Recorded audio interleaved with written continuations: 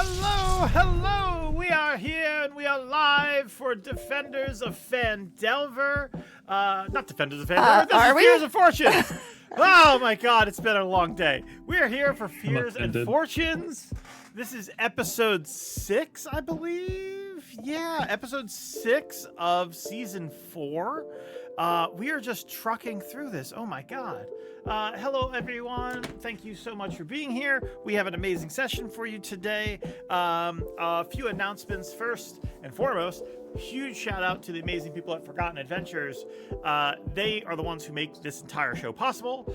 Forgotten Adventures makes some of the best, not just some of, in my opinion, the best tokens, maps, and map assets that are out there. So if you are playing your D&D games on virtual tabletop, you gotta use Forgotten Adventures. They have all of this amazing stuff, including FA Nexus, where you can get their map assets and even make maps inside of Foundry, not to mention browse their entire library of thousands of tokens. So yeah, check them out. They are the ones who make this show possible. All of the art you see, they paid for. The cast, we get paid to be here. Not to mention, they make all the amazing tokens and maps that you're going to see on screen. So huge shout out to them. Other things. We are very close. We are almost at 2,000 subscribers on YouTube. We are like less than 40 away. So yeah, really excited. We're about to hit that huge milestone. So while we're talking about that, let's go ahead and check out some comments we've gotten from YouTube. This first one is from Chassis U Games. Another great episode. Had me stressed, but you guys pulled through. Can't wait for the next one. Hell yeah. Thank you very much. This next one is from Karis Alexandra, our artist who makes all the amazing character art you'll see on screen. MVP Zoraius, what spectacular saves. Seriously, huge applause for Zoraius. I was so, overwhelmed with everything that was happening last week. It didn't even occur to me until the end, after the episode, an hour later, that Zoraius got every single killing blow last week, that's just mental. We get out on the court and we do the best we can every combat, and I think some days, yeah, I think some days some players shine harder, but that doesn't undervalue the shine of every teammate. You are stealing Cary's bit, and I'm all here for it. That's hilarious. Next one is from Misty Dawn, who wrote, "Level up! The scene between Sly and Zoraius. I have no words." It was a really good scene. You guys have been just so many good scenes, and I think tonight is going to have some more. I imagine tonight might be an emotional night. I'm really looking forward to it. But yeah, thank you, Misty. Last one is from Rashad. Woo, another great episode. I love how committed everyone is to being their character and doing things the characters would do. It really makes the episode so interesting and grounded. Thank you very much. I know there was there was a bit of a reaction to Una's actions last week. Una taking very bold actions on the battlefield, going and trying to heal the Weaved Watcher and make sort of a social, empathetic play. And honestly, we're here for it. I love it. I absolutely love it. Speaking of which, Sky is not with us for now. They will be showing up. They got caught up in some stuff at work, so they'll be here soon. And yeah, I think that's it. That's all for comments. Thank you, Rashad. Thank you, everybody else who's left comments. If you want your comment read on our channel, go ahead and leave a comment over on our YouTube, or you can message us on Discord and stuff like that, and let us know in the Forgotten Adventures Discord channel. We have a little channel on there, and you can talk about the show and share art and things like that.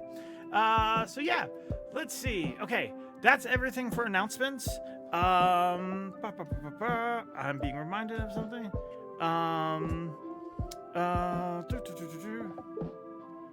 Oh, okay. Yeah, give me one moment. I have something is on the way. Oh, actually, you know what? I do have a thing I have to announce anyway. I almost forgot. This Sunday, we're going to be playing a one-shot for Call of Cthulhu on this channel. It's a one-shot that I wrote. I've run it a few times before. this will be my first time running it on this channel with a whole new cast of players. Some of them, and let me get rid of the, you guys need to be able to see the whole graphic. I'll just adjust it. There we go. So yeah, Nick by Night, DM Jose, Blizz, Gracie, and James will be there along with myself. Really looking forward to this game. So come check that out on Sunday. It'll be at the normal time of our Defenders of Phandelver stream. And let's see, is there anything else? Anyone else have anything they want to talk about? I know that I'm also running some really cool stuff over on Start Playing. I've been running games like nonstop. I'm literally playing games every day of the week now, which I'm very fortunate to do. If you want to be in any of those games, there are a few spots left for the games I'm running. We just started. We're just about to start one for Defenders of Phandelver. Basically, it's Phandelver and below. So if you want to get the same horrible treatment as them, go ahead and head there. And okay, I was just handed art. Oh my god. Okay, give me one moment. Totally unexpected. Okay, save. I had a feeling there was some art coming. You had a feeling? How did you know, but I didn't? Really? What? Okay. I had a feeling in my gut. My heart gut. Moment. Old bars aren't there. Yes, let me fix that. Slow start for today, everybody, but it will be worth it.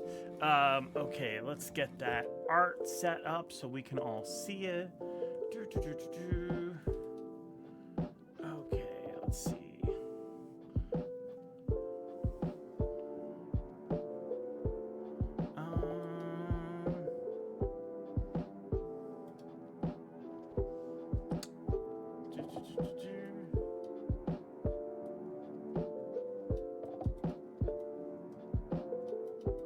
There it is. Okay, yes, we have amazing fan art. This is from Android Grace. So, have you guys ever wondered what it would look like if you guys were dressed appropriately for the desert? Sorry. Yeah, I have wondered. I wonder about it every day. We have May's attention now. All right, this is for Android Grace. I was leveling up. I forgot. I saw rough versions of these a while ago, and I have been going absolutely crazy over them. So here we go.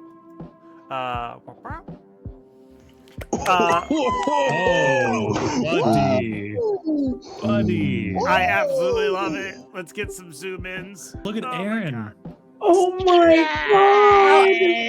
I practically have that Fable outfit. I can wear it to River. Or that Fable outfit. Oh my god. Yeah, that Fable outfit. Oh my god! Look at her earrings! I love her earrings. I'm going to make this cosplay. No one is ready. She's so cute. I love her little vest. The fabric is so And good. it's still circus core. We love it. Still circus. I love this look. I love this look. Look at him. This is a great vibe. Oh my goodness. Look at the knuckles. Look at them. Right though. My toenails! Oh my god, your toenails! I just noticed them too. Look at this shoeless party. The shoeless party. Luna doesn't have shoes either, so. The whole shoe budget was spent on Fable's acrobatic slippers. Sorry. Rightfully. Yeah. Sorry, guys. I need the grippy shoes.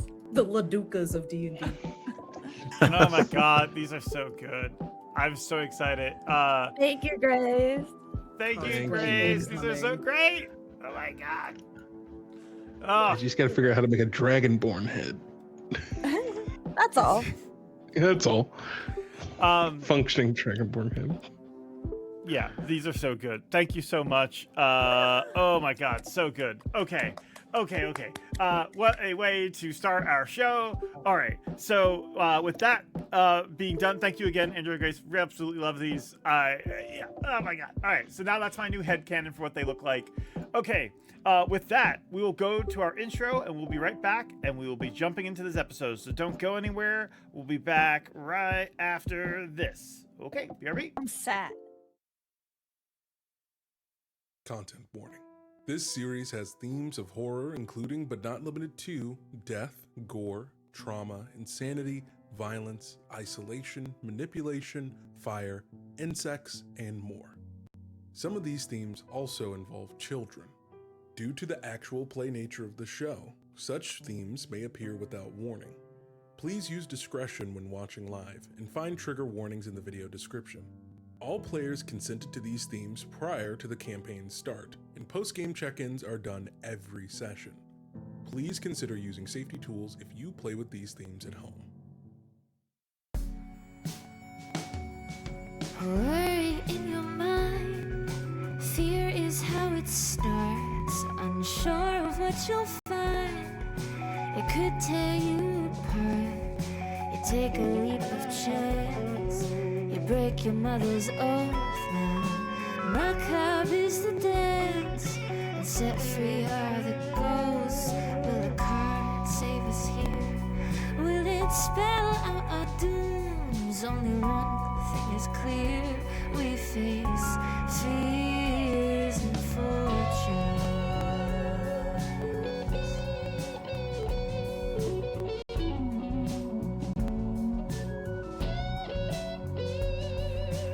Fears and fortunes, the cards don't ever lie.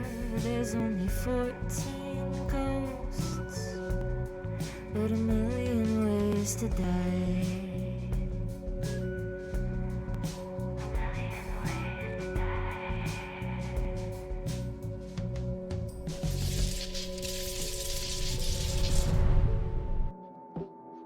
All right, we are back. And let's get into it. Nope. The last time we played, you all found yourselves in the now virtually empty tomb of the Weaved Watcher. Having captured them into the card and defeated the monsters of their arena, as you guys step out of their private throne room, you see that the Driders have all climbed up web onto the ceilings of this place and have sort of like curled up into balls like a dormant state, just waiting for their master to inevitably return. With that done, you guys begin to look through this place, and you do find some loot. I have some loot to award from some of the requests you guys have made. James, you do find a diamond worth 1,000 GP. Hell yeah. Sly, you find a dazzling dagger that you can add to your inventory. And let's see, is there any other things people requested? If you requested something and I did not respond. Cary, Winston does find a belt of Hill Giant strength. So, and I think that's it. If there's anything else you guys would be looking for, let me know. You do leave with a ton of treasure. As far as the actual gold amount, we'll wait until you guys are somewhere to spend it, basically. And we will update you on that. But there's a ton of gold you guys would be collecting and hauling out of here to bring back outside to your mounts and things like that. Otherwise, is there anything else you guys want to do while you're here?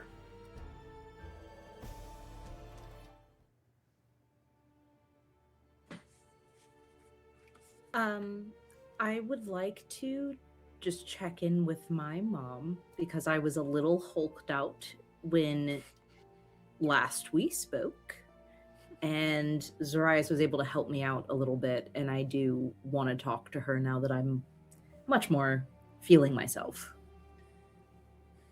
Okay. And I think it's just Sly kind of trying out this new weapon in her hands, just flourishing with a gentle kind of practice, and she is having a hard time meeting her mom's eyes, and says kind of down at the floor, Zoraius broke some kind of curse on me, so I'm really sorry I was getting that mad.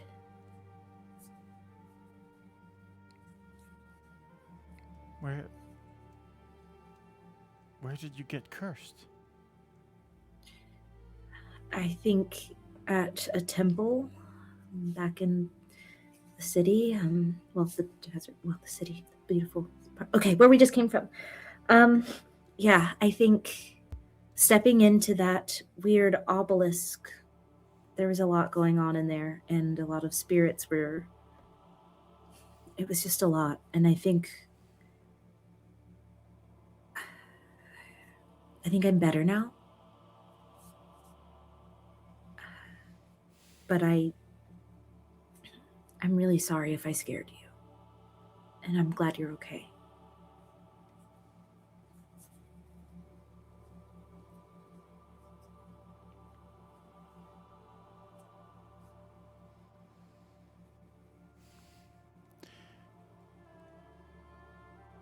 You sounded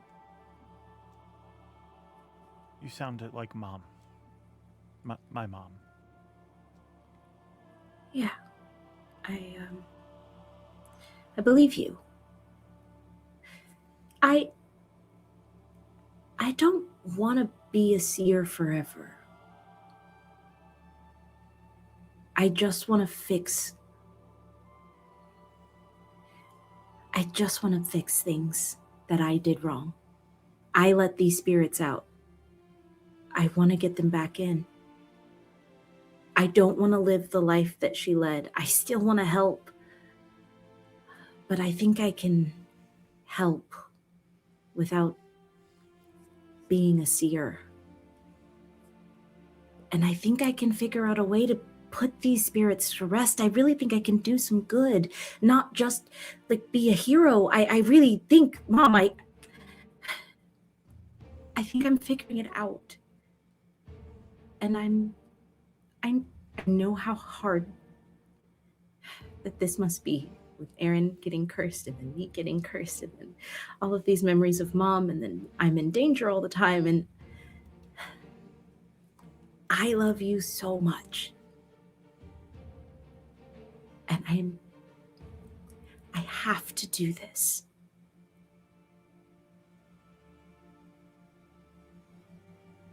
Make a persuasion check. Oh, my stomach. Okay.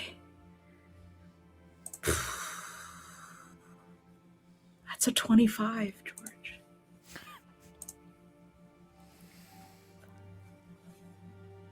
I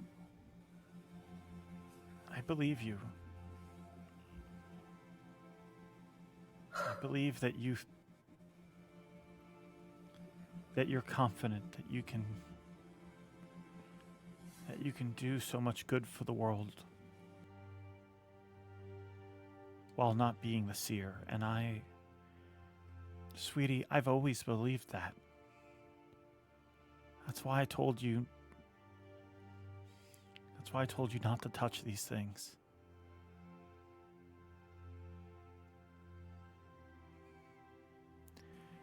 Yeah. But you've also made a choice. You have incredible power right now, and that power is only growing. I'm sure you'll use it differently. But I also know it's not going to be easy, and sweetie, now that you've made that decision, you have to commit to that.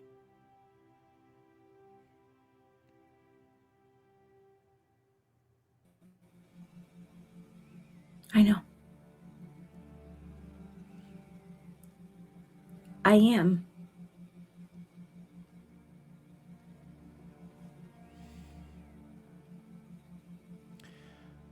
But that said, if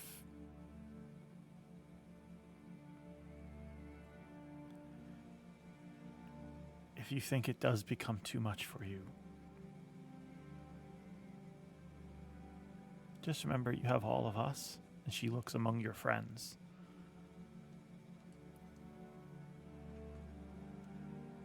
They've been with you the whole way.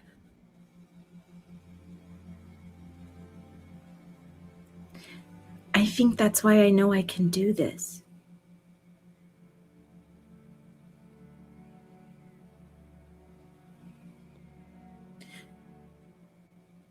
I just take her hand and I squeeze it, and I want to lead her. Well, not lead her, but I walk out with her. I'm going to stay by her side when we leave. Okay.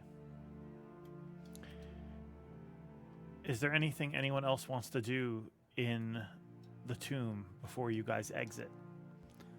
I assume you might be taking a long rest here, or if there's any conversations or investigations you want to do, now is the time, or forever hold your peace. George, Mm-hmm. the items I wanted were more just for sentimental value, so they're like pretty small things. I will tell you what they are later, but I think you'll approve of them all. But I don't think I need them today. Sorry, I didn't write that out in advance. The only other thing, this doesn't necessarily need to be a scene or anything, but just let it be known that Fable is kind of fussing over Zoraius because he got like eaten multiple times and dragged under the ground, and he was very impressive in that fight. So she's just like using her last little healing and stuff. You're doing that, and while you're doing that, Zoraius, you see these two sizable, not life-threatening, but sizable puncture wounds that still have purple veins like spreading on them from Fable, where she was stabbed twice by a purple worm. Am I gonna die? No, you're fine, but like you guys haven't long rested yet, so like it's just, you know what? That's fine. Fable would be still fussing over you. Yes, I figured. Correct. Yeah.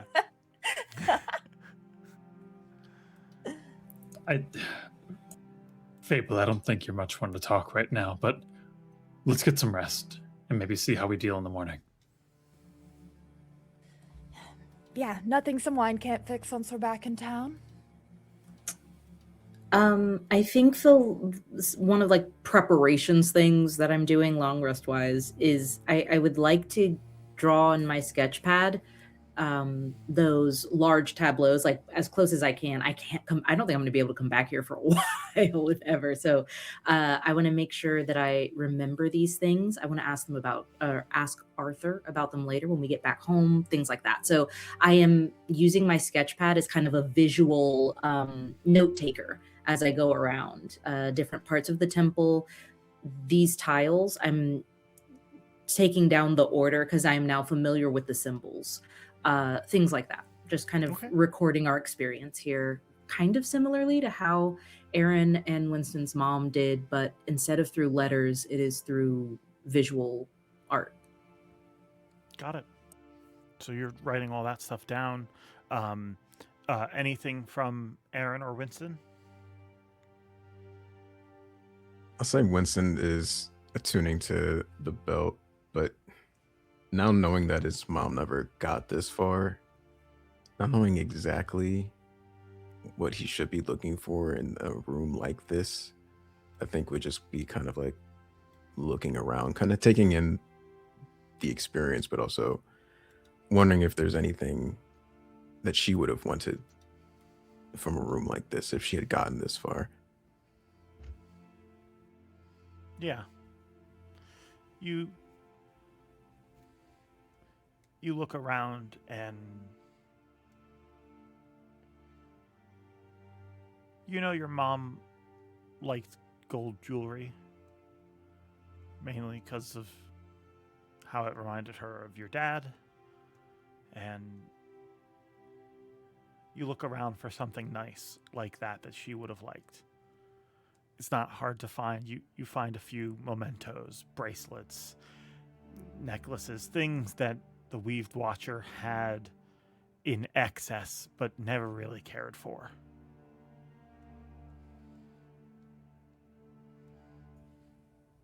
Pick up a necklace or some bracelets and kind of hold them tenderly and run a finger over the top of it and just stuff them in a back pocket.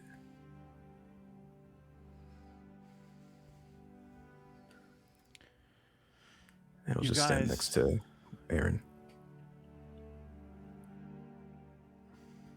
You guys then, Aaren, unless you have anything, I'm assuming you guys head to sleep. Okay. You guys lay down to rest. A rest well earned after the immense battle you have all been in.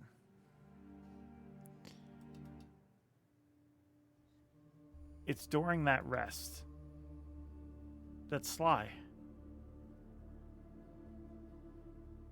you are not just attuned to the deck, but now you're attuned to the deck that has the Weaved Watcher inside of it. So as you rest, you stir in your sleep until your eyes open and you find yourself here.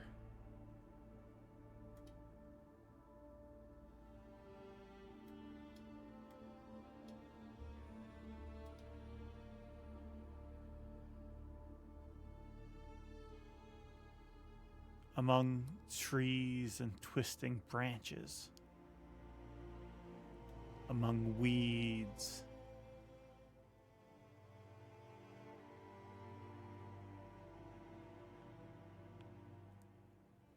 little small wisps of energy, magic swirl around you.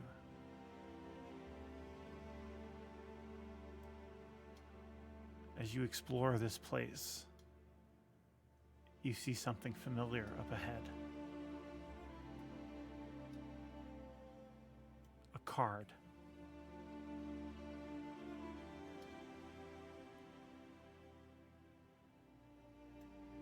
It floats there just on the edge of an abyss.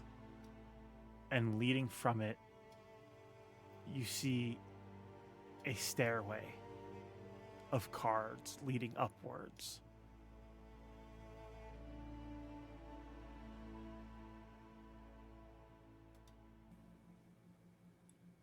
And the first card is Lucian's. Mm-hmm.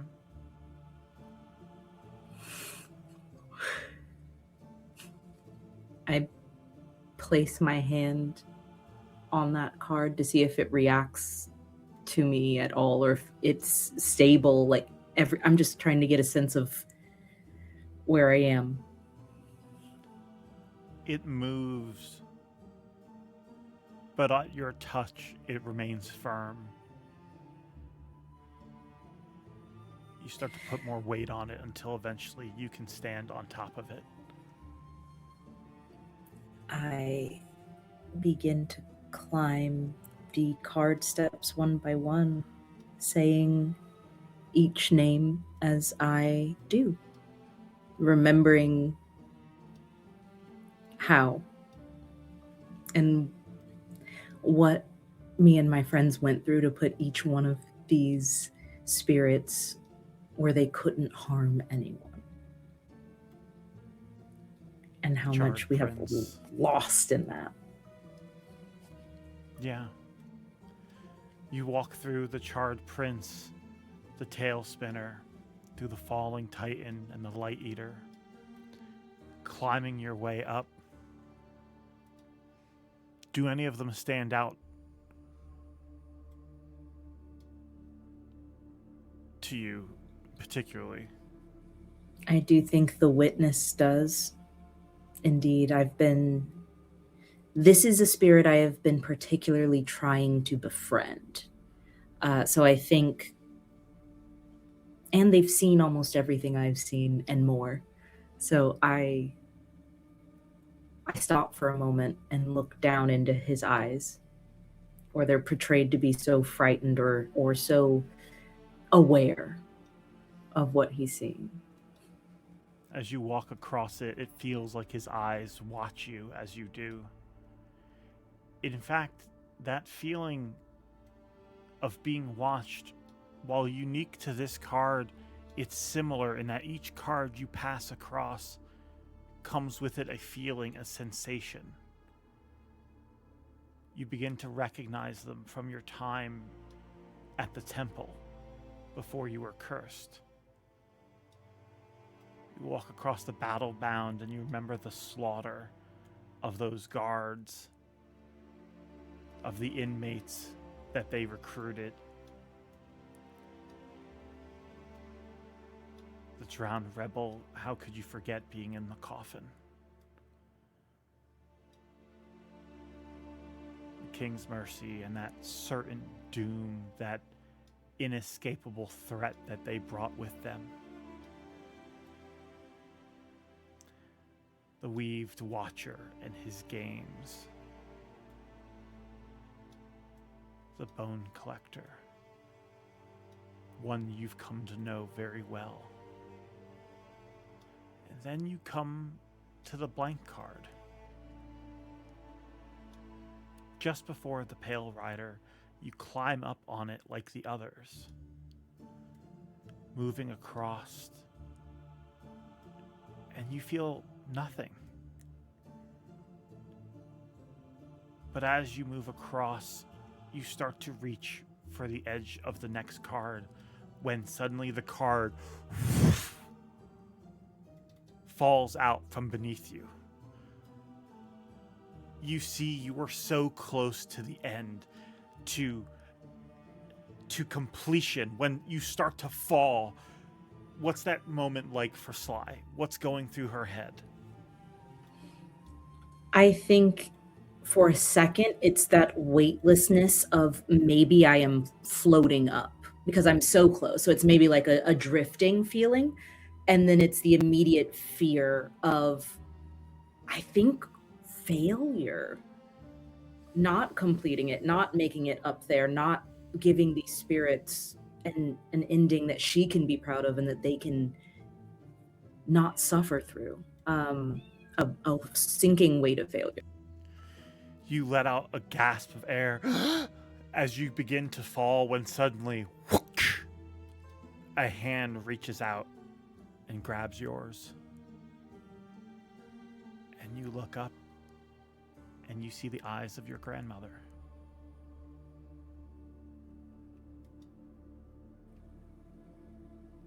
Lost your footing.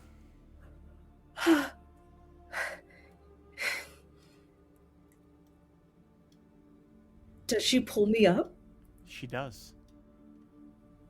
I hug her in like a relief to be not falling, and then pull back to look at her in her eyes, look like fully.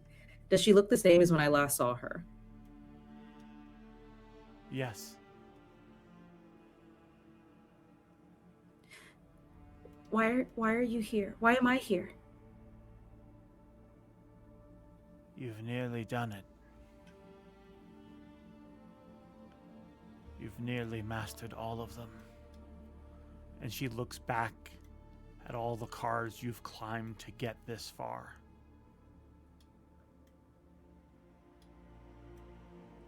And then she looks forward. The deck. And one card not fully formed in this place.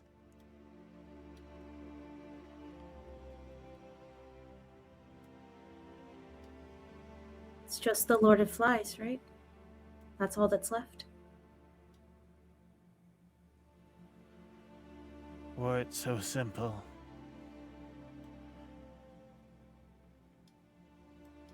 You had a chance to capture the puppet mistress. Why didn't you?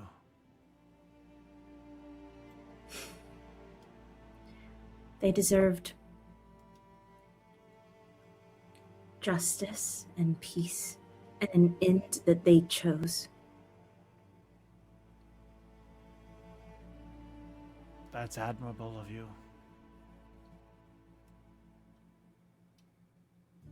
I didn't do it to be admirable. I did it because I couldn't live with myself if I didn't.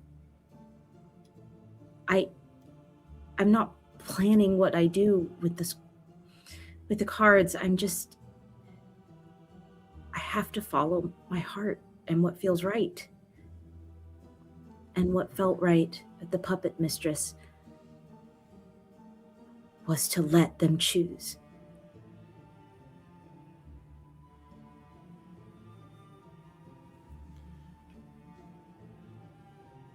That does not make it less admirable. Are you But saying it that does- because I didn't keep them, I can't fix this? I wouldn't say that. It's still possible for you to complete it, but you'll need to find someone. The deck won't be whole until the Lord of Flies and that empty card are resolved.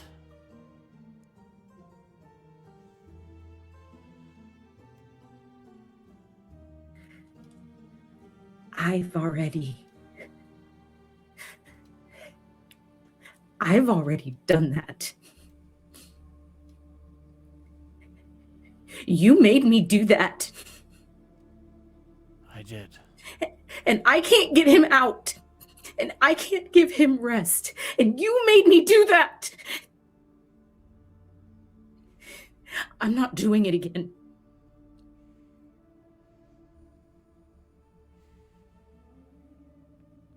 I can't do that again, Grandma. You don't need to put someone in there you care about. I picked them because they were best suited at the time. And because they were dying.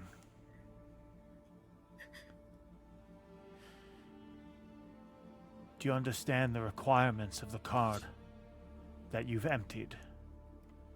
Do you know what it demands? The Weaved Watcher said they all have fear in common, but specifically, no. What did you think of the puppet mistress when you saw her, initially? The real puppet mistress? The way she moved, her face. It was like it wasn't really a person. Just a soul being moving like a doll, or... It wasn't quite human, correct? Yeah. That is the uncanny. You'll need to find someone who embodies that. But don't they have a soul? A spirit? If they didn't, they couldn't be trapped in the card in the first place. They only need to express the fear, to instill it in others, or to carry it themselves. The Charred Prince made many people afraid that he would burn them alive, and as such, he was burned alive himself, so he was a perfect conduit for that fear. Find someone who represents the uncanny. Someone who makes your skin crawl to see them move, or makes you afraid that you're being deceived.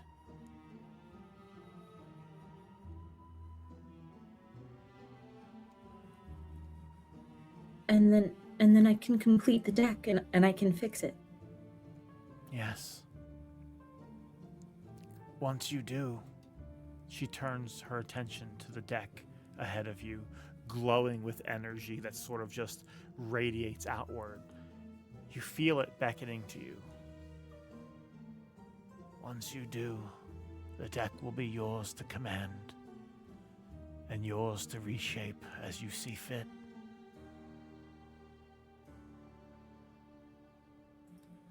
Okay. Grandma. Mom misses you.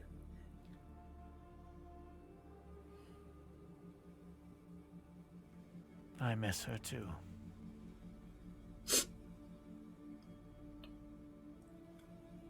I'll finish it.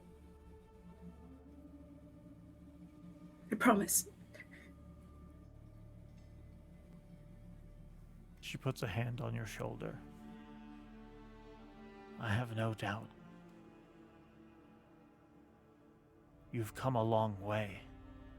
And she looks back at the long path you've taken to get here yet again.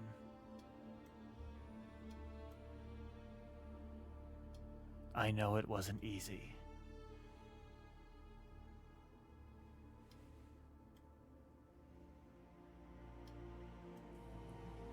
I don't need it to be easy. I just need it to be possible. She smiles. A rare sight.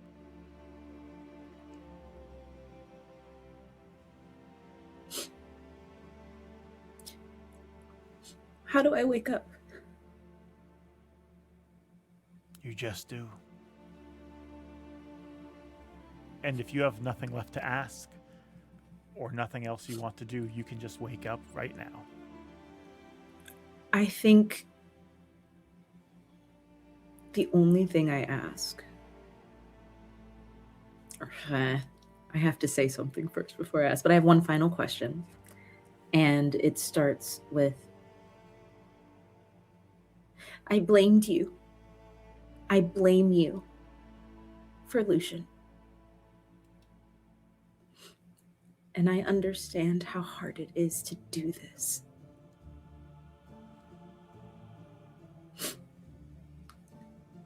I wish that we had had the chance to love each other like family.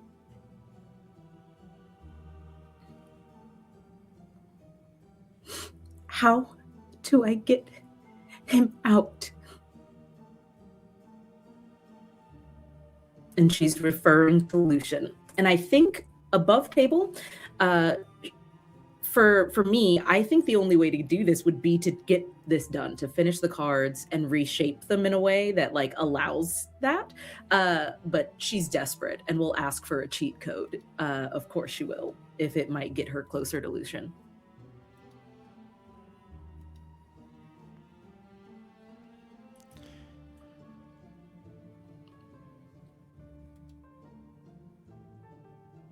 If you want to get them out of the deck permanently, yes, you need to complete the deck. Then you can reshape it. The one who controls it can reshape it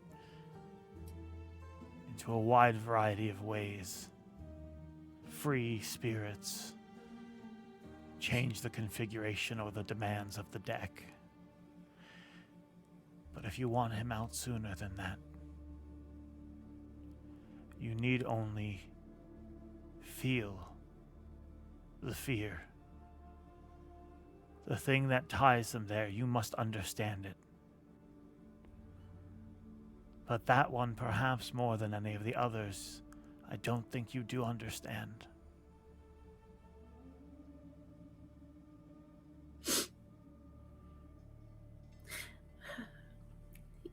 Yeah, I guess that's tragic or poetic or something a bard would say. I'm just really tired of having everybody around me get hurt. Is that why you were so alone all the time? People often got hurt around me.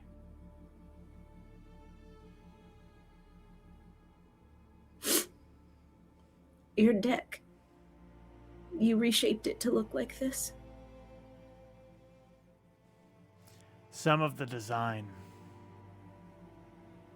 was like that when I received it. I added a few things. I wanted it to strike fear into the people I was after. Thought it would be more conducive that way. to trap and bind them.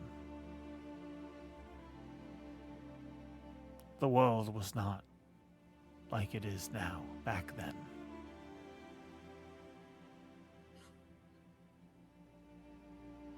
Thank you for paving the road so that I could get to the world the way it is now. I'm gonna keep trying to make it better. I'm sure you will.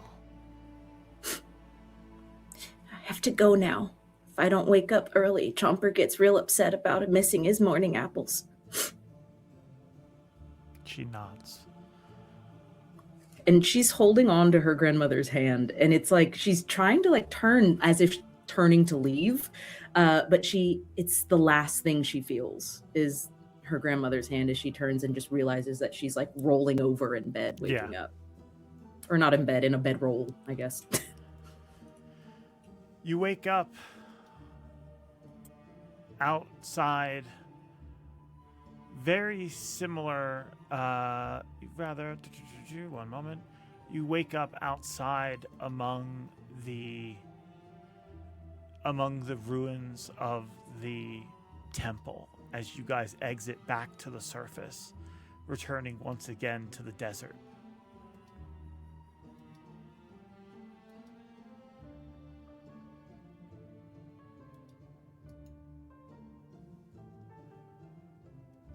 As you guys emerge and see the sun again, feel the warm air hit you.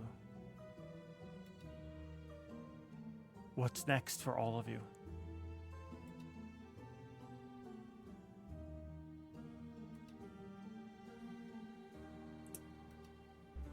Quick question above table, because I don't want to like propose something and then actually be missing what we're supposed to be doing.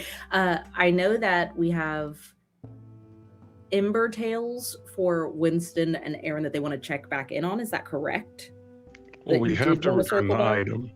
I thought we already had at the city. I didn't know that we took it with us all the way into the we did? temple. So I don't know. George, that staff that we brought like to press in at the tiles at the first stop.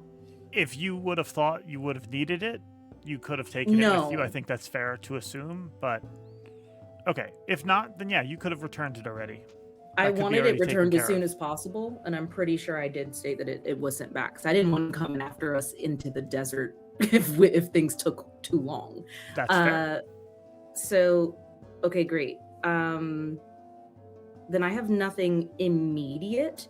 I think Sly really wants to get back to town to be able to check in on that strange scarab situation or bug under the skin situation that we saw in the alleyway. I think in the early morning for Aaren, he has just been combing over the same journal entries over and over again, just looking for any detail that he possibly had missed. Do you want some fresh eyes on it? I don't know if it would help. Sure. I'll give it a read. I think that the like tension is kind of palpable of like Aaren and Winston wanting to find out more about their mom and us still kind of being unsure. So I'll just try and I don't know if I can actually deduce something more from the notes, George, but Sure. Give me an investigation check. okay. Nat 20. Nat 20. I love to read a book. You note that as you go through the journal, if they came out all this way and the time it describes that it took them, they would have come out here with tons of supplies. Yet none of those were found. Nothing along the way here. Winston, you've searched these deserts before, and between here and the Crancinch Oasis, you were almost certain that there's nothing. And Fable, that rings true to you as you look through, and again, they would have needed so many supplies. Okay. Well, I'd point that out to Aaron that it would be hard to miss if that was something they left, since the visions provided such a direct path. Which implies, I'm assuming you're saying that implies that they made it back, right? Or it means that or that things, unless they were fully disintegrated. Well, no, what I'm trying to say is that between here and the Cranston Oasis, they've never been found. That if they made it back, you wouldn't be looking for them.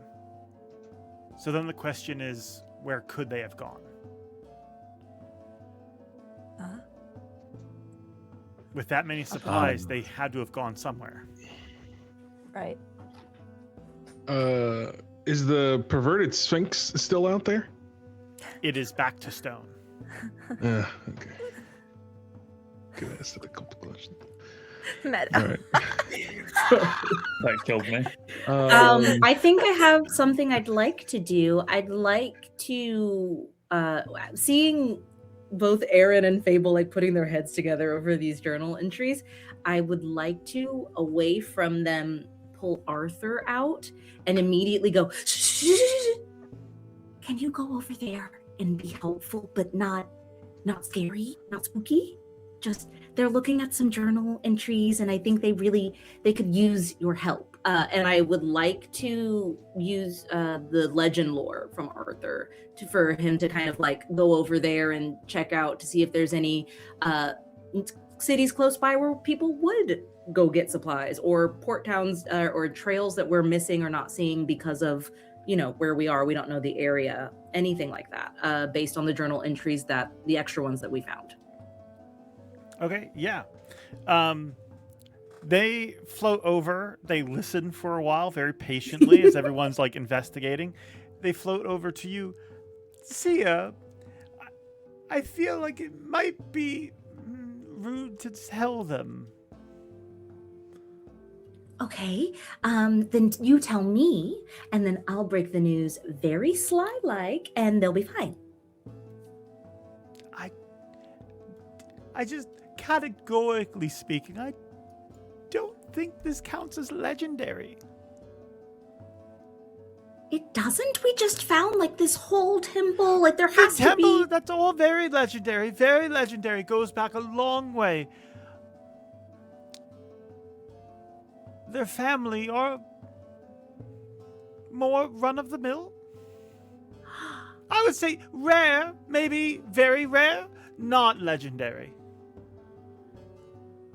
Very rare, not legendary. Just categorically speaking, Seer. Okay, it's okay. No, it's so good that you told me and not them. So great that you did that. Thank you so much, Arthur.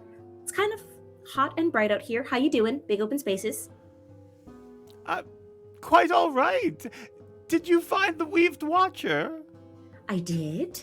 Oh, goody! You're almost done then, completing the deck. You sound so happy about that. Yes, I'm trying. Oh, yes, I am. You're here, Arthur. If he can't cast Legend Lore on that, can Arthur cast Legend Lore on the uncanny, like the cards, the deck? I'm looking for what I should be looking out for in terms of something that would meet the parameters besides scary. Every spirit's been scary. So something that makes my skin crawl or makes me feel deceived is vague. I'm wondering if Arthur could help. The Seer did have trouble with that one for a long time. It's rather hard to find until you do find it. Although we did theorize that things like shapeshifters or body snatchers or pod people or things like perhaps a mimic or a really scary mimic, though. Something a little bit above normal. Possibly that or anything that looks almost human but really isn't. Okay. You'll know it when you see it, I think. Okay. Are you interested in checking out that temple before we leave? Did you want to take a look around? There's old stuff. You love old stuff. I do. Do you mind? I don't. They fly in. They start perusing. While that's happening, does anyone else have anything they want to do? Yes. Zoraius will go over to Fable and Aaren, and I assume Winston is also over there. Winston's kind of like hovering around, but not too close. There's like a tension and anxiety of like not having a lead for a next destination or direction, and he's smoking off to the distance, and specifically staying away from Pepper because she doesn't like the smell of smoke, and he's trying to be accommodating. Zoraius will go over to Aaren and Fable since they're looking at the journals. Gang. Yeah. There's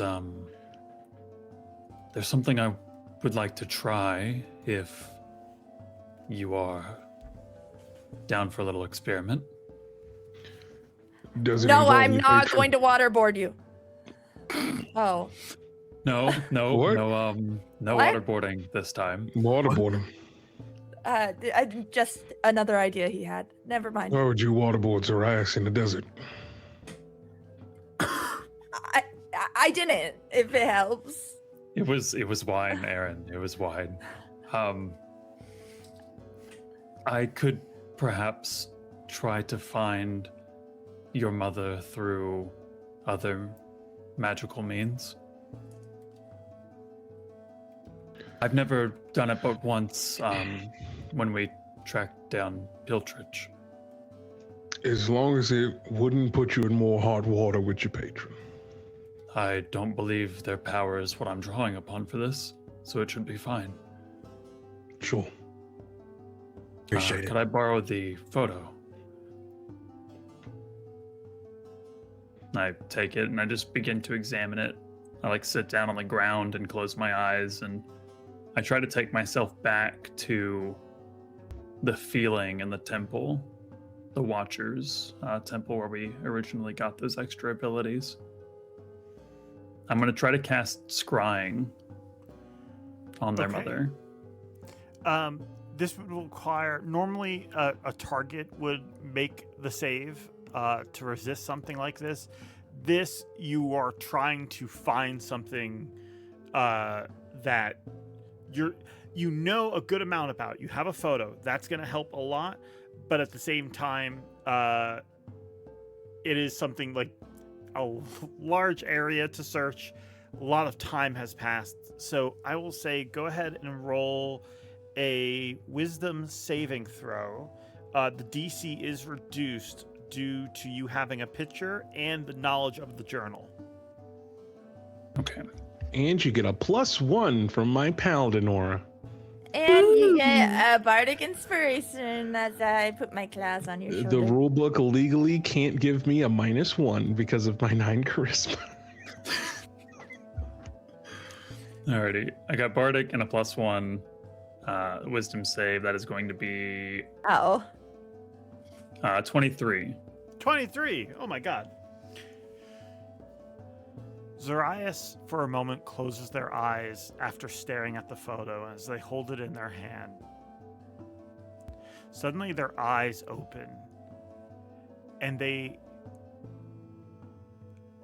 glow a bright green, much in the same way that you've seen, same way you've seen Slice do before. And as they do this, Zoraius, your vision zooms across the desert. For a moment, it feels like your eyes are in the sky and you're looking upon the sands, and you can see barren wastelands of nothingness. But then your eyes focus in further south. The skittering sands. It is said the further south you go, the hotter it gets. No one's ever crossed the skittering sands before, but your eyes travel southward, following debris empty barrels that once had water in them. Broken down supplies, tents damaged by sandstorms. You follow it, and suddenly your eyes come upon a rocky crag so far south, but you just see a glimmer of blue there. If they did go south, this is the only place that they would have found anything drinkable.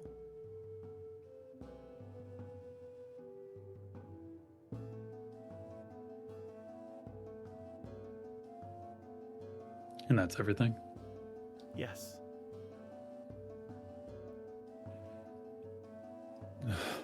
Aaron, Winston, a map, please, if you have one. Right, of the area. Right. Yeah. My vision took me south.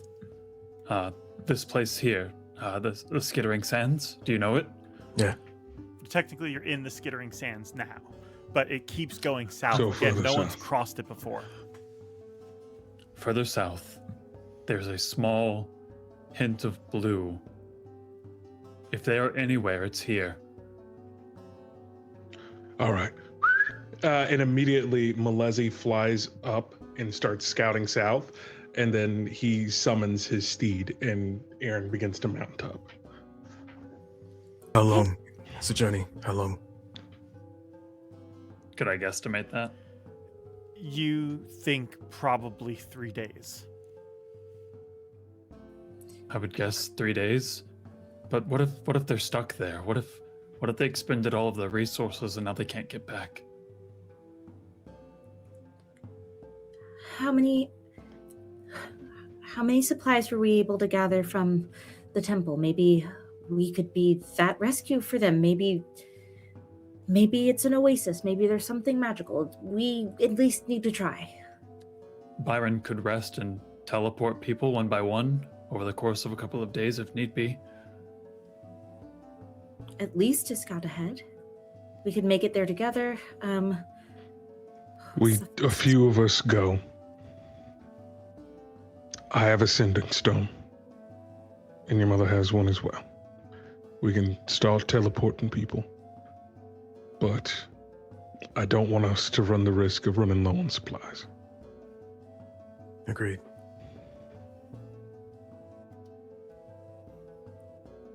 So who's going? Winston, I'm riding with you. I'm pull going. him up on the horse. I'll be the first to teleport with Byron when he's ready. Where are you teleporting How to many exactly? can he teleport? My idea was that once we got there, if we were out of resources, we could have Byron taxi cab us back and forth. Oh. However, I don't know if he'll be able to get us there without having never seen it. Ah. Look, we're going to... I don't feel good about you going alone. At all. No, I think we all go, and if there's blue there, hopefully that means drinkable water, and hopefully it's enough to last us while we make a plan to get back together. Aaron, Winston, what's going through your minds right now? What are your feelings? I think just go south as fast as possible. I think is the only thing on his mind. I think he hears everyone trying to formulate a plan and figure out the way to and fro. And I think in the back of his mind is like, if someone can teleport us out, cool. If not, it doesn't matter. Just go south. Find Winston whatever you very can. much- Very much has the same brain cell, the same mindset. The moment that Zoraius said there was a location, his body is still anxious, but now there is a goal, there's a duty, and he just wants to get there as fast as possible. You guys race off, heading south. Aaron, Winston are heading south. Who else is going south? Zoraius? Sly? I believe we all are. Everyone is. Fair enough. I think, yeah. You guys throw caution to the wind, heading south as fast as you can. Aaren, Winston, what is it you're expecting to find? Or what is it you're hoping to find?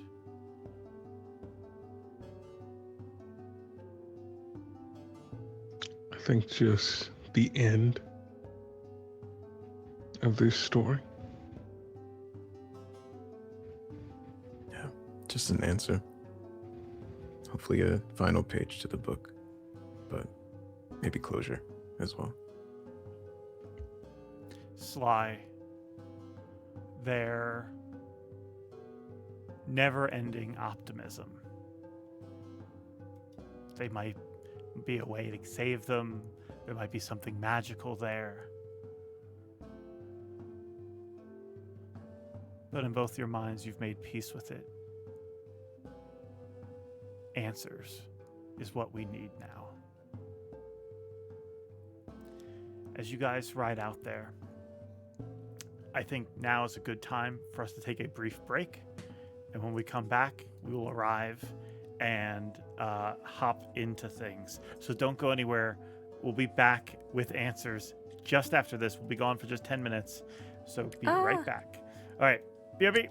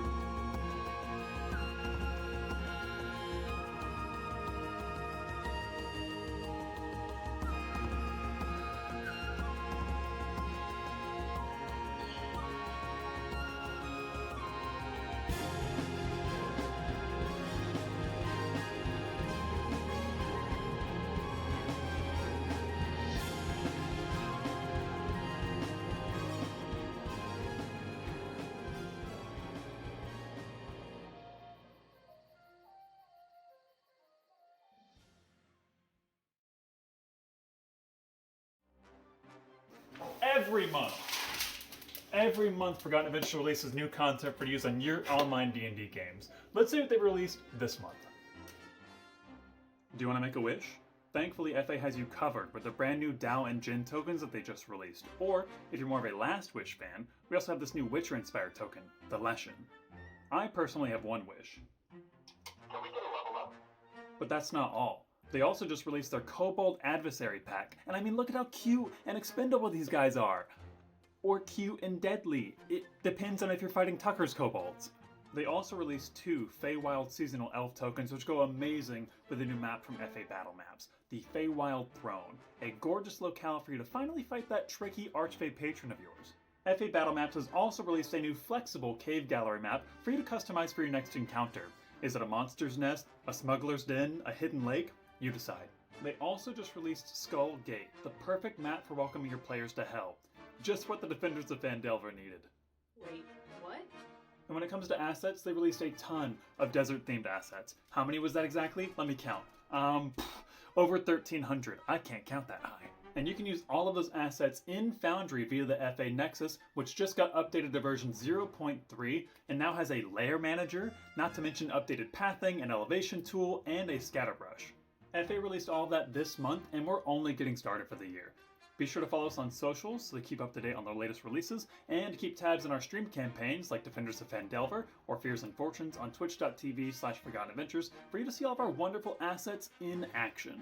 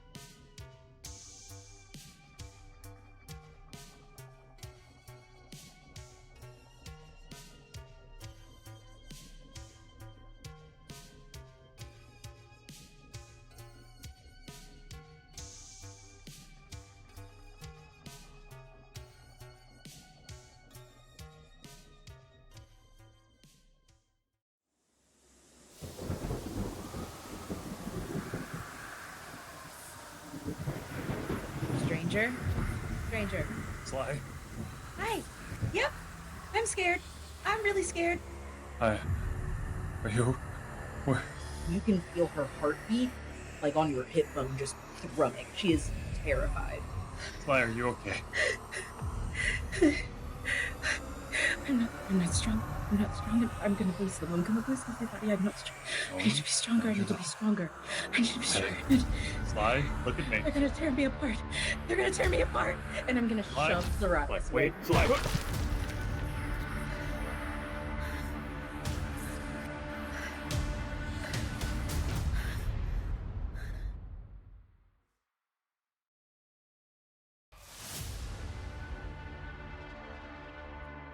You're safe. You're here. Safe. You're safe. If you're a dungeon master in D&D, you should always keep your players guessing. Always. Seeing that there's only the last 4 buttons left, he'll attempt to finish the puzzle, which we believe are power words. So we got kill, heal, stun, and pain. Do you have less than 100 hit points? Why would you say that? Why would you say that? We all do. Why would you say that? Yes, I do. Why would you say that? Because that's what power word kill. If you're under 100 hit points, you die instantly the moment it goes off. Thankfully, that doesn't happen as you trigger the final thing, and the trap, the puzzle, and as it does that, the spider stands upright again, returns to its post. I've already died within the past 7 days. Barrier, Illegal! the magical barrier goes away. You okay? We just got trolled so hard. That's so. I'm so mad. The party, for Fears and Fortunes, wanted things to be brutal. They wanted enemies they could just completely hate. And they wanted me to fuck them up like I do to Fandelver. So I hope I gave you a taste of that. I will try Actually, I'm harder fine. next week.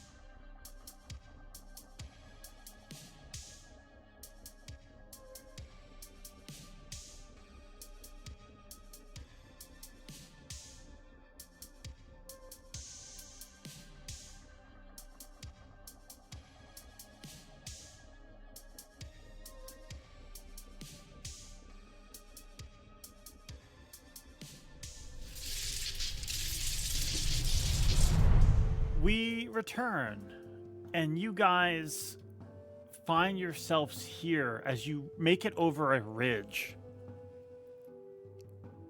Una breaks down. Oh, thank God. And just starts running full speed, hat flailing behind them as they make a running leap and leaping off the edge of a small, a small cliff.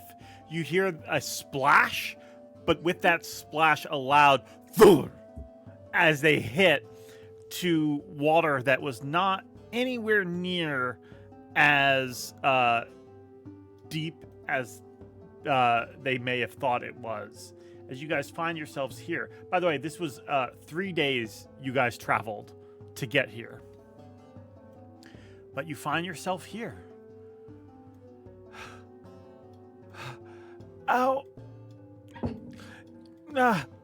Una's probably swimming in this 8 inches Sly's of water. Gonna kind of scoop some water on top of them and just make sure that they feel completely covered while everyone else, well, I mean, I don't know what everyone else is gonna do, but I'm keeping an eye out for any signs of what we've already seen so far. Papers, any discarded supplies, anything that looks like it could have belonged to another adventurer. Okay. I think MaeLeFay and Aaren will start taking the high ground. I think you'll see him go, trick up top. And I think you see him, God of War style, throws his sword with the chain, uses it as a grappling hook to start launching up and searching around with MaeLeFay. Give me a All right, check. don't hurt yourself. Bardic inspiration. Don't fall off a rock. Please. I say Winston's definitely checking on the ground. If there's any rolls that Sly makes, maybe if he's helping her by also checking around the similar area on this ground floor, effectively looking for tracks, trails, supplies, remnants. Okay. Sly, you're mostly helping Una right now, correct? Or is there anything else?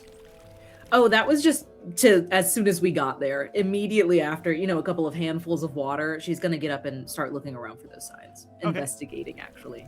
Aaren, what was your perception check? I will look through the eyes of MaeLeFay. I believe she has a higher perception than I. Yes. They changed their roller. That's weird. That is a dirty 20. As you are looking around, you scan over the horizon, and Sly, you and Winston notice this about at the same time as you're looking too. Aaron, you spot something glimmering in the sands. Some piece of metal that clearly doesn't fit here. I will grapple down and zip down there to see what this is.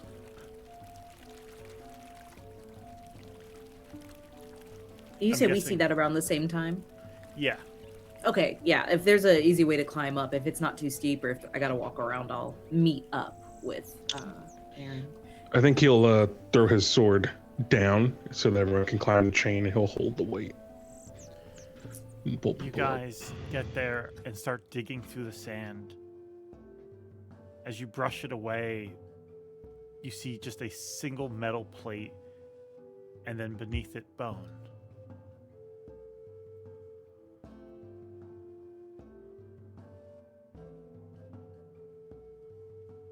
What is this? I'm not sure. And he said it was it's a normal skull, but within. It looks to be a skull, Or it's made of possibly a dwarf. Okay, gotcha. Does any of the armor design look familiar to the people in the photo? You compare it. Give me one moment. Where are we?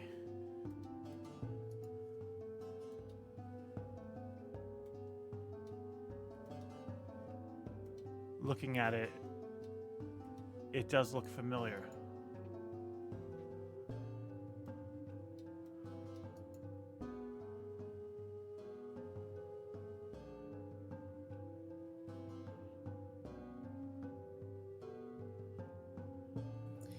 It's the plate in the skull.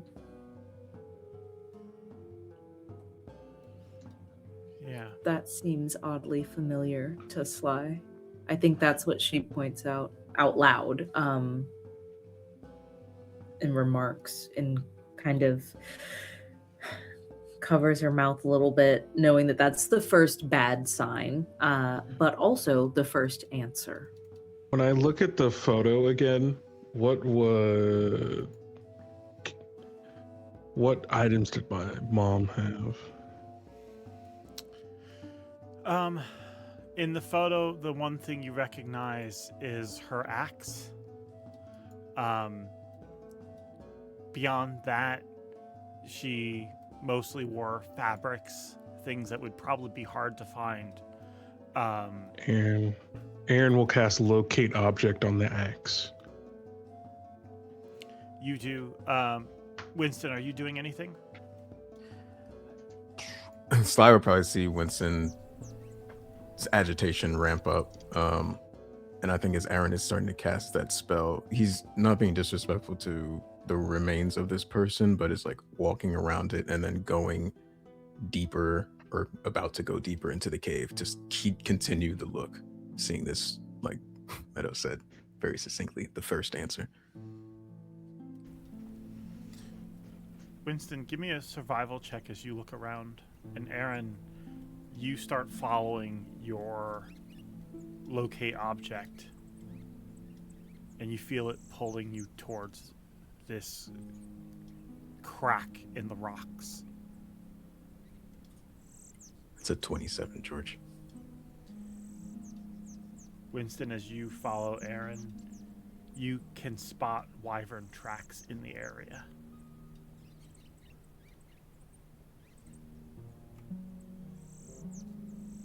Fuck. What? Wyvern tracks. I open up a mind link with everyone that is not immediately with me, Aaron, and Winston right now, and I let them know that. I say, hey, keep an eye out. We did find some wyvern tracks, so just eye on the sky. Maybe stay out of direct sight, out of open areas for a bit, where we did find what looks like the skull of the dwarven adventurer traveling with Winston and Aaron's Mom. So we're still looking, but keep safe down there, okay? Copy Okay. that, Seer. And she'll Yeah. move behind Winston to kind of by those like plants areas, and she is going to duck down to hide while keeping an eye out on the sky so that Winston and Aaren can have whatever time they need to keep investigating, and she can be their lookout. As you guys investigate down below, most likely, Una has found a crack in the rocks. I think I can fit, and starts trying to wedge themselves through. I'm just gonna Maybe roll. somebody more flexible should try. I'm going to roll a acrobatics check on their behalf. Since they're Oh, not come here. on. Please let me do it. That's a 7. I'm stuck. I'm stuck. No. Zoraius, get them out. I think Aaren will point out the crack and say, down there, that's where her axe is.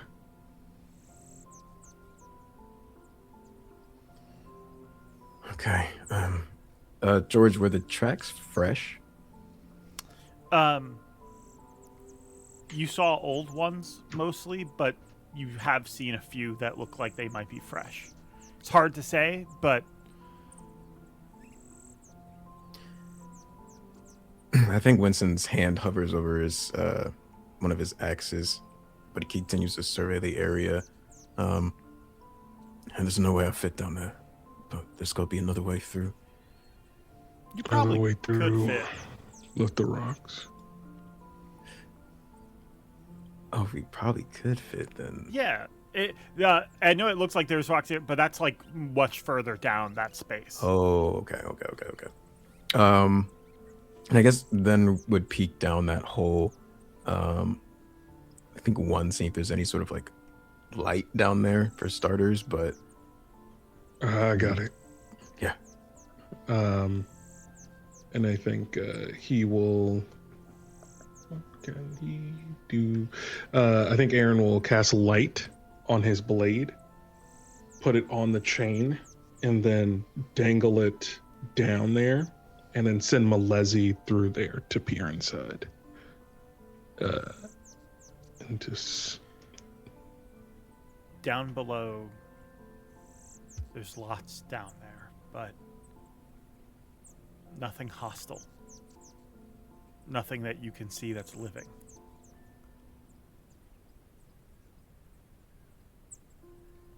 If you wish to investigate further, you can. I'm going down. yeah, it's clear. Winston just hops on the chain, just kind of like fireman slides down. You guys slide you- down. As you do, Out loud, you know what, George? I ain't never said a thing.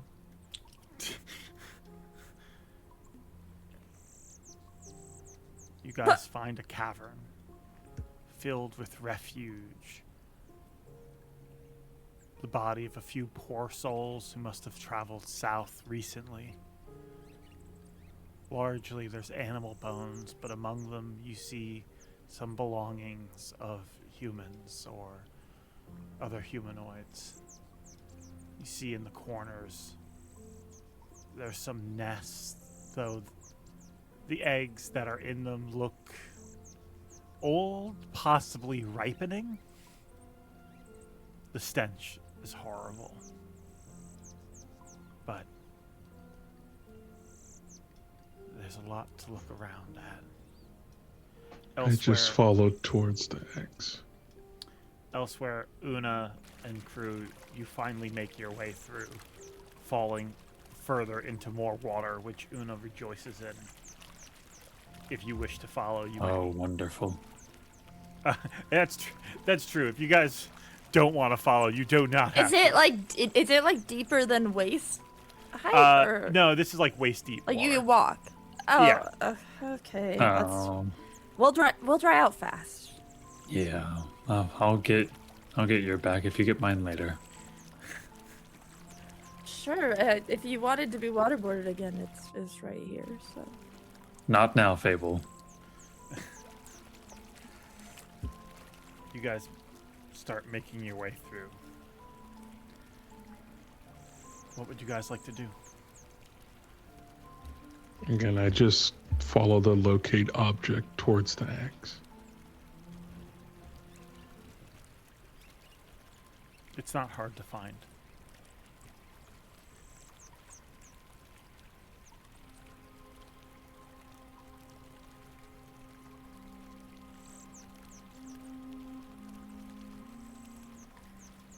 And I just, I kneel down, I pick it up, and look for what might remain of her. Give me a perception check. I lay a solemn hand on Aaren, and one of the cards at my hip glows. That's guidance for you if you would like it. I'll take it and use the bardic. What is that, a D8? It's a D10. Una, you just missed it. You guys found water. You got stuck like Winnie the Pooh, and then we pushed you through. We got you. So that's a 20 on the perception check. Okay. Can't hear you, Sky.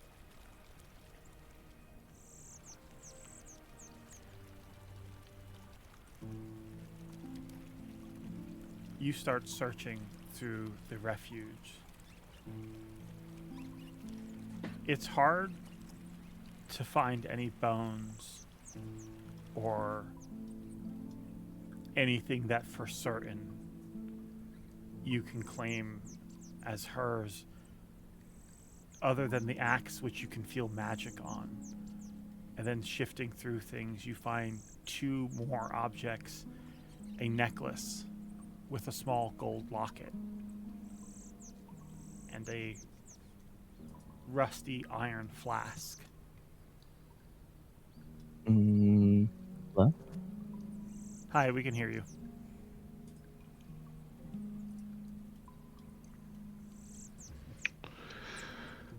I pick up those items and then search for if there's any notebooks or any more pages. You find bits of paper about the place. You find a bag over here. This bag, you realize, isn't hers, but even this is much newer, but even then all of the papers in it are worn and rotted away by the elements. If there was any paper that was left out here, you don't think there's anything readable.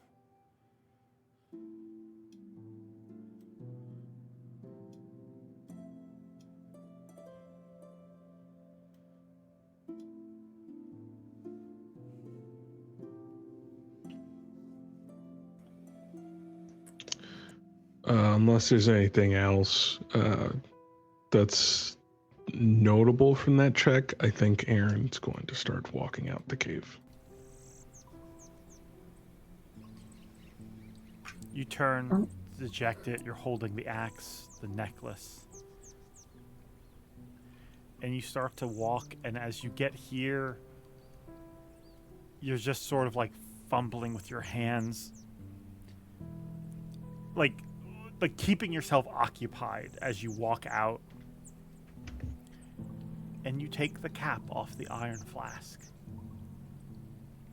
and out from it slips a small piece of paper rolled up.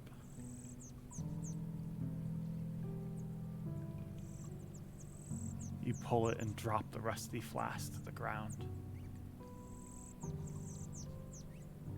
It has handwriting on it.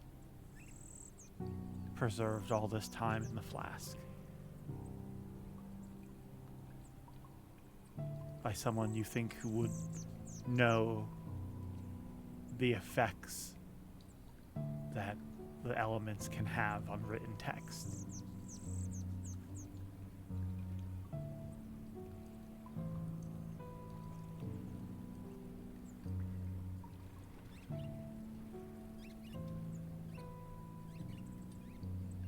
How does Aaren react as they hold this piece of paper?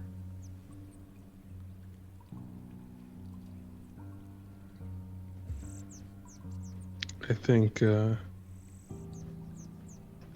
he'll say, I found something. What? No. Read it. Read it.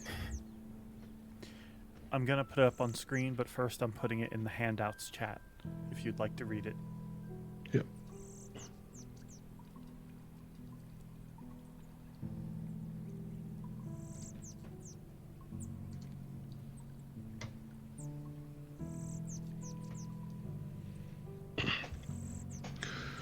Whoever finds this, please bring it to my husband in the Cranston Oasis, Draxus Dribblehog.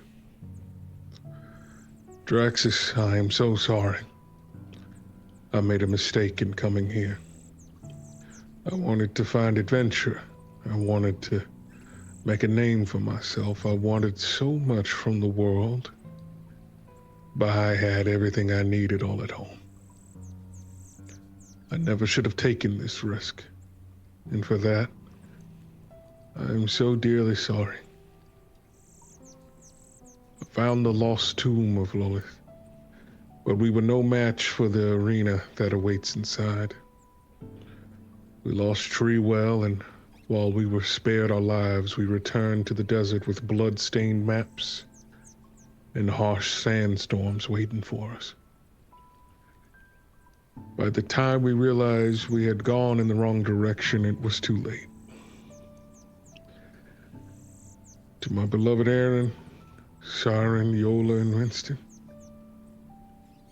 your mother loves you more than anything in life.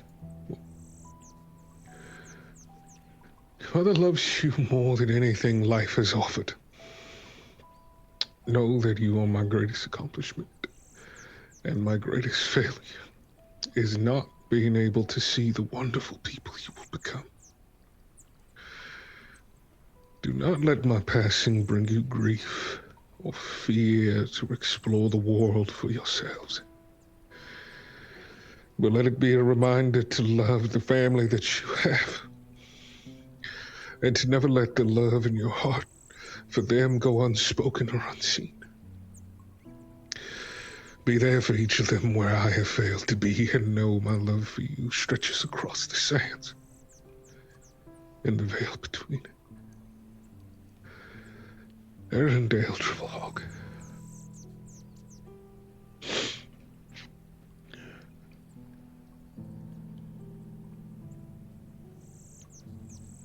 Winston goes to Aaren and just pulls him in for a hug.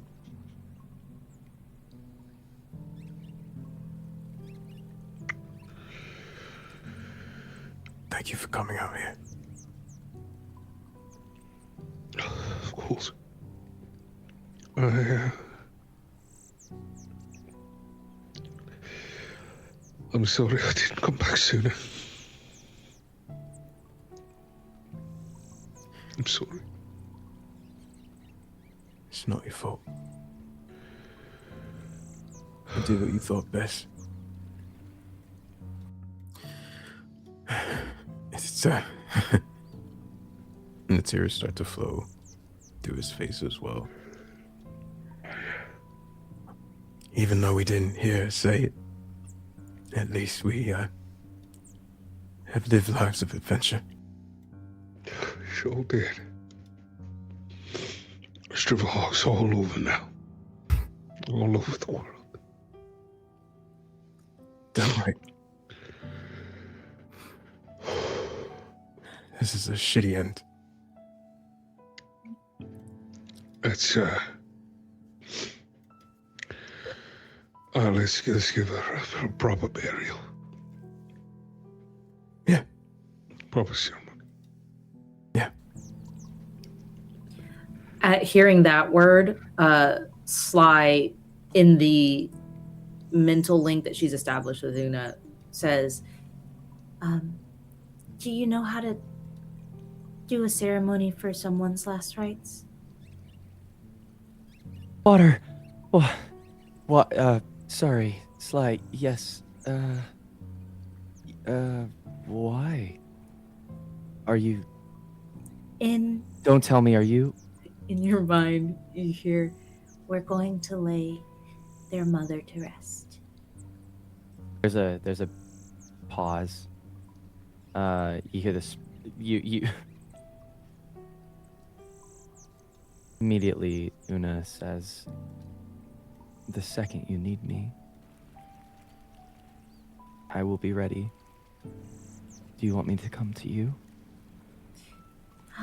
We'll find a place and I'll let you know. We're gonna, I think, bury her, and then I'll need your help from there.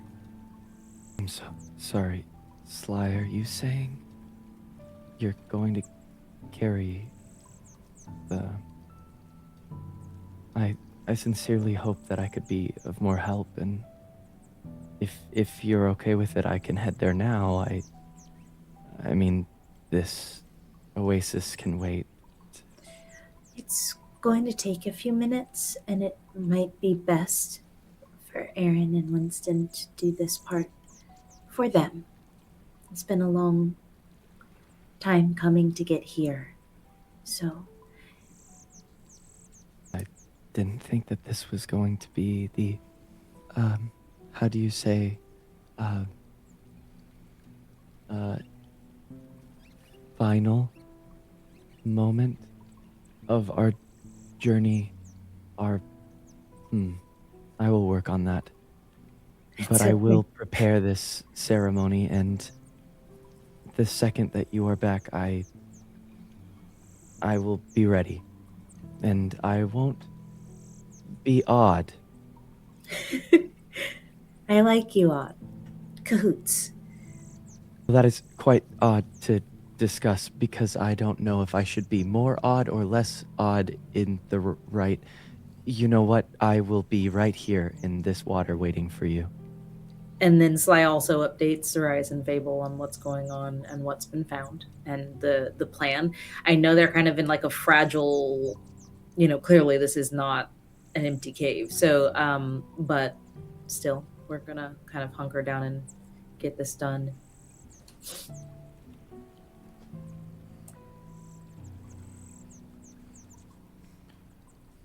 I have told them that now is not the time for water, and we will be ready. You guys, Sounds like a plan. looking among the room, you see a few more possessions that might have belonged to your mother's friends. Winston, you're sort of like playing out things in your mind. If they were lost, if they had traveled south for 5 days or more, by the time they figured out they would have come back this way, water would be the most essential thing they needed. They would have come here, and then with exhaustion and wyverns,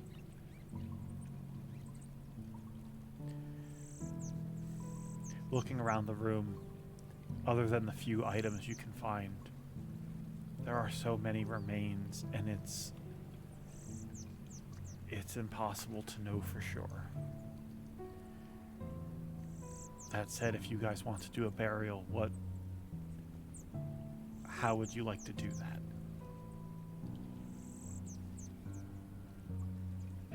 I think Aaren will. Is the locket magical? The locket is not magical. Locket is not magical. When I open the locket, what do I see? A picture of the family, small, probably magically burned into paper.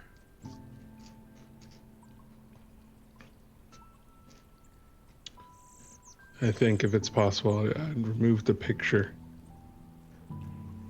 and I would take the locket for the burial. And Aaron will also go to Sly and say, I need that hat as well. Well, yeah. Yeah, she'll hand it over.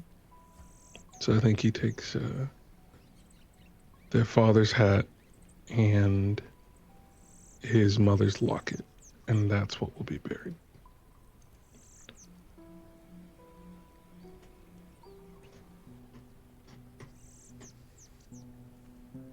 You guys find a spot. Dig it up. Una, you can cast ceremonial rites on essentially the room. Probably takes you about an hour to do for the number of remains here. Sort of just to cleanse this place of what you can.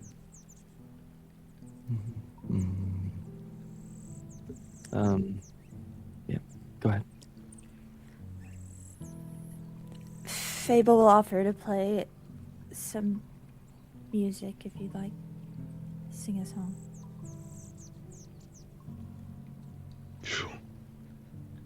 There will be light, humming and coming from Una.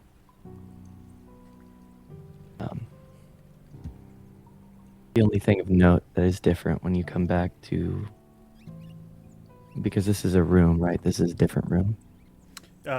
You guys weren't that far from here, so you probably have made your way in here from the water where you came in. If it's possible, we would bury them out of the cave and do it out of the cave. Okay. I see. Yeah. I think once we find that spot. Quick question, DM. How big is the boat hat? Like, can it carry this body out? Or would that just be outrageously large and not? Well, again, there's no body. There's just tons of sorry. remains. Yeah. So you guys take the hat that Aaron brought and the locket. Do you keep your mom's journal entries? Yeah, I will still keep that because I wouldn't want her story to be buried. Understand. And as I lay them into the ground, and once the blessings have been said,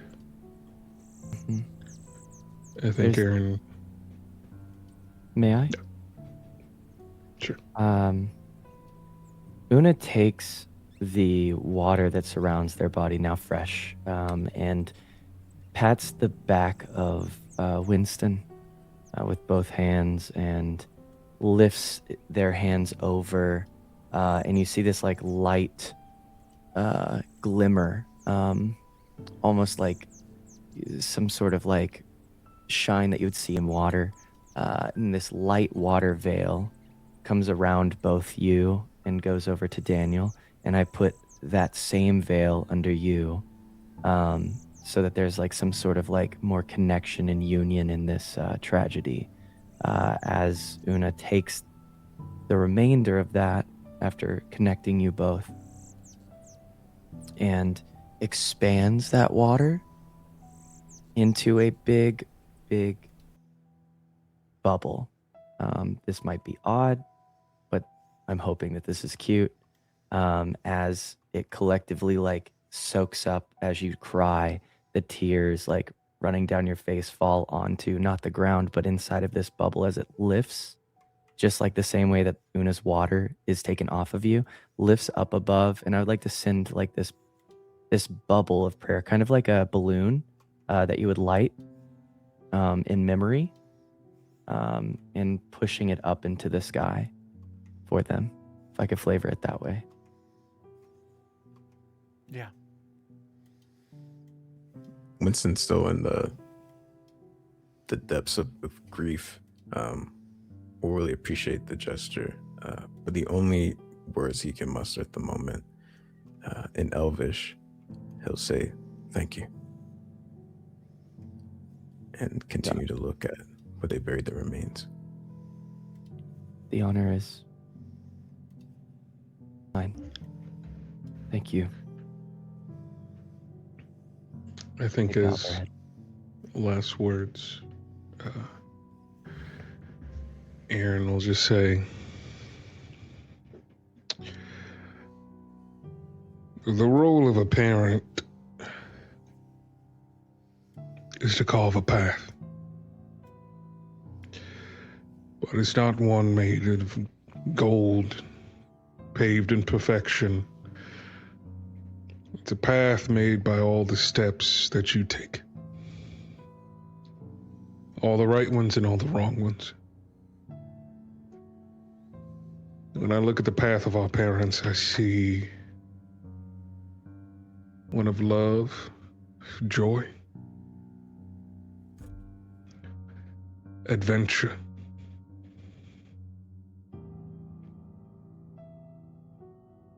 and determination.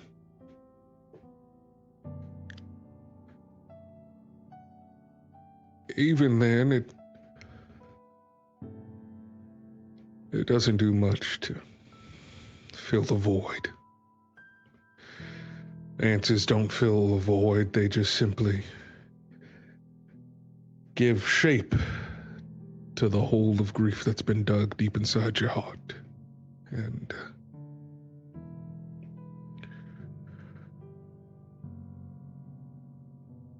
I just want everyone to know that. I want them to know that we tried to live in a way that honored what they would have wanted.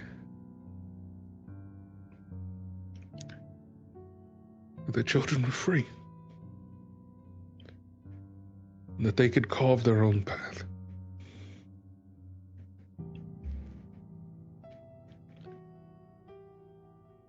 And I just wish them a peaceful slumber.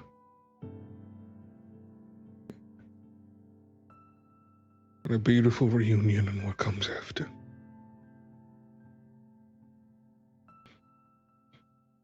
Strong as I am, I'm just a man who misses his mama and daddy. Rest well. And I think you'll just say those words and start to head back to wherever we'll be setting up camp for the night.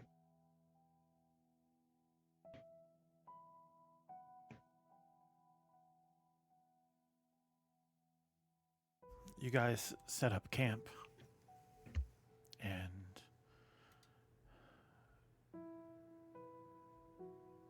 over the next several days, start making your way back to the Crescent Oasis.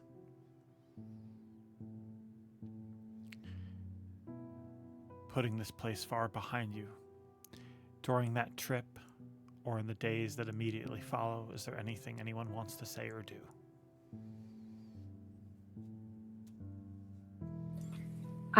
Nothing in particular. I just think it's important to note that Sly is quieter than usual and is drawing, painting, sketching quite a bit, spending most of her time that way. Doesn't seem solemn, doesn't seem, any more grieving than anyone else. Is just focused, it seems, reinvigorated with some kind of like determination.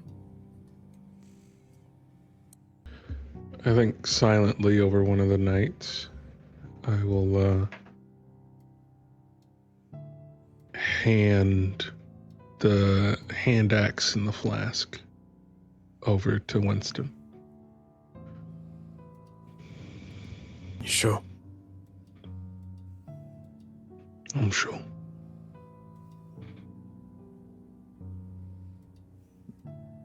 He reaches up an arm and pats Aaren on the side of his bicep.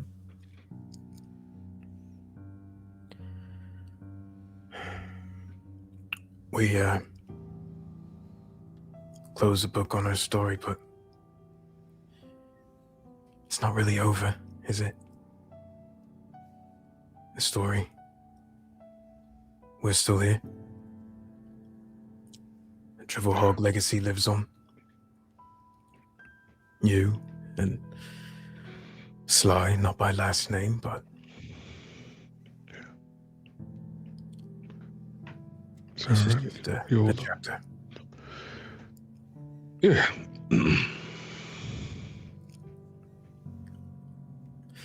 I think in truth I've been grieving for a little bit.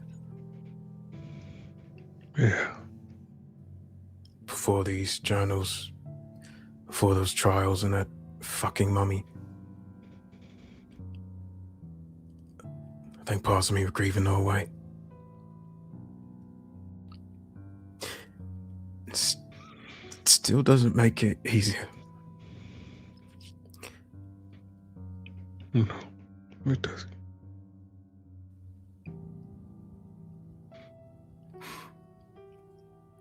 I'm glad you're here. I couldn't have done this by myself. Likewise. I think he just brings you in forehead to forehead. I just need to talk to Sly before we get back into town tomorrow. Of course. Winston will stow the flask in a back pocket and then we'll fasten the axe to his hip.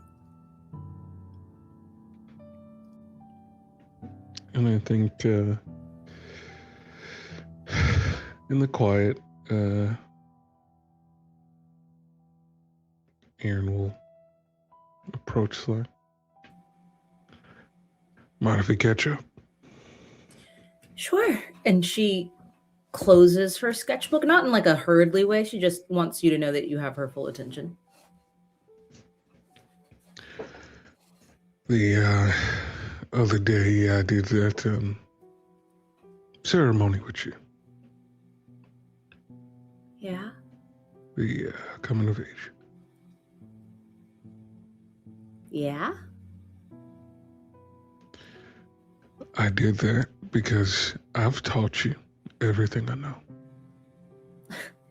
Well, that's not true. But I have.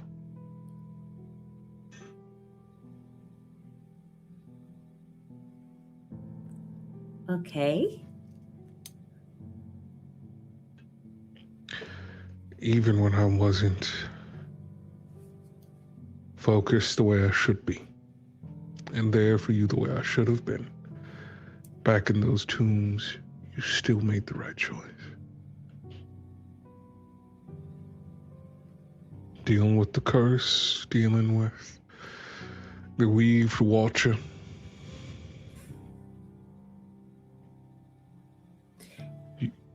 What's going on? What I'm saying is that you're your own adventurer now. You're saying you're proud of me, or you're saying goodbye? I'm saying I'm proud of you. Oh, thank God! Okay. I'm proud of you, too. I know, I do. In times like this, and doing what I just dealt with, and how bad things got in the Colosseum, you do have to face stuff like mortality. But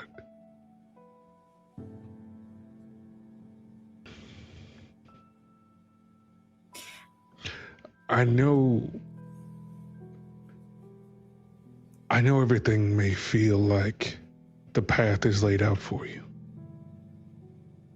and that everything is funneling you towards one destination.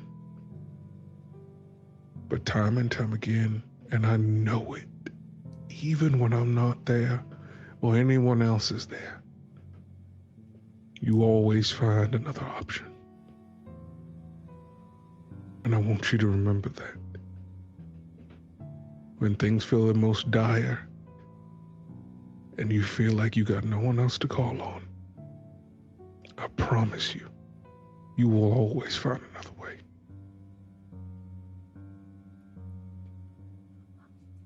Okay, Dad. I love you, baby girl. I love you too. And she like hugs you. This feels bigger than she can physically comprehend. It feels like this feels more like the passing of the hat than the actual passing of the hat. And she hugs you very tightly in this moment. And when she pulls back, she goes, but you're still wrong. I don't know how to cast Fighting Steed. And I don't even have a familiar. You got all the cool stuff. You won't even teach me the cool stuff. Oh, I ain't even... I don't know. This sword does most of the work. No. That heart the size of my head in your chest. That's what does most of the work. Sure. Okay. Can you go help with...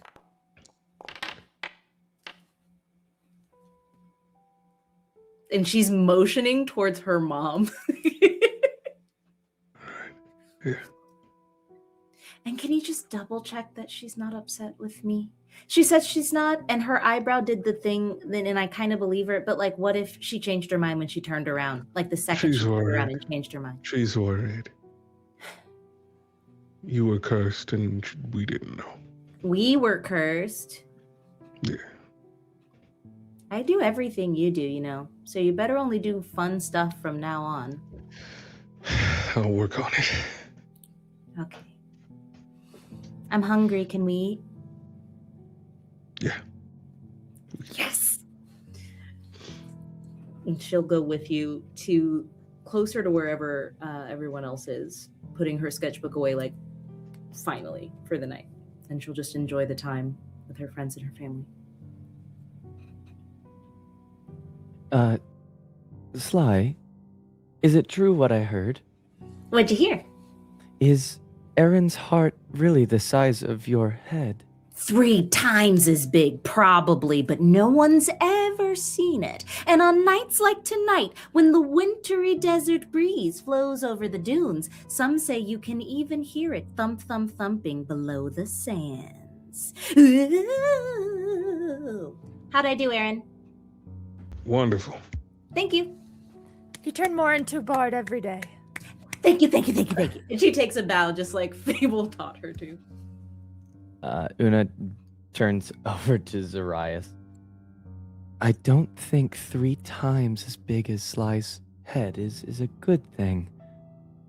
Huh, curious. Should I check that out? I think Maybe you I should. Yes. Immediately turns to Winston. Does your heart size run in your family? Yeah, it's a genetic medical condition. That is awful news, friend. I'm fucking with you. Huge hearts. Little brains. Is also awful news for me. I should have seen that coming or going. All right. Yes, yes.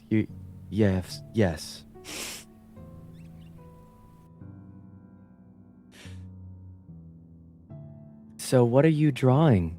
You've been drawing for hours. Well, I started drawing our adventures. My hand cramps when I write, and I wanted to save some of it because my memory's not so good all the time. And then I went back to drawing some cards, and I think I'm getting better at drawing. which is cool.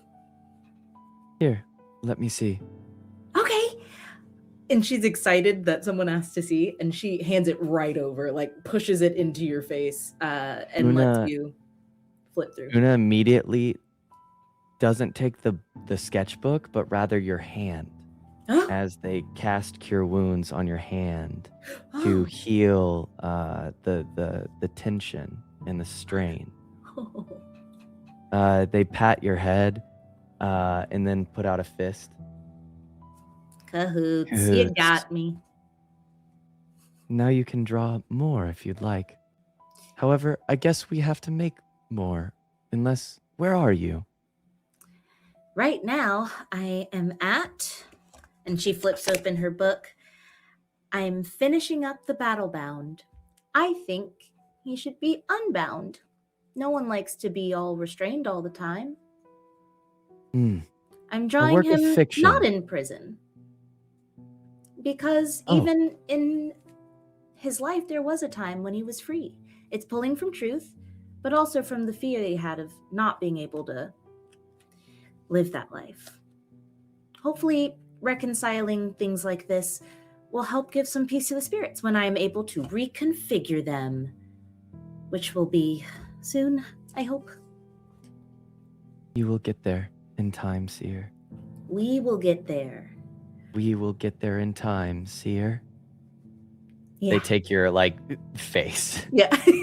She puts Hand her on your little face. hand over yours. She goes, that's actually really nice. It's so dry out here. Yes. Yes, it is. Okay. Well, I'm gonna go see if there's another oasis just around the corner. There isn't, but good luck. We can always hope, I've learned.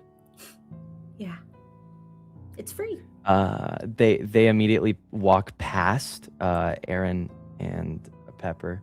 Aaren, you see Una look at you, and they stop fully. So they walk past, and instead of a turn to the side, they do their weird turn back turn, like they're leaning backwards, and then they immediately whip back up and just keep walking, but it very, very awkwardly, very robotic, like they're trying not to make a big deal and let you have your moment. Very Una coded. That's it.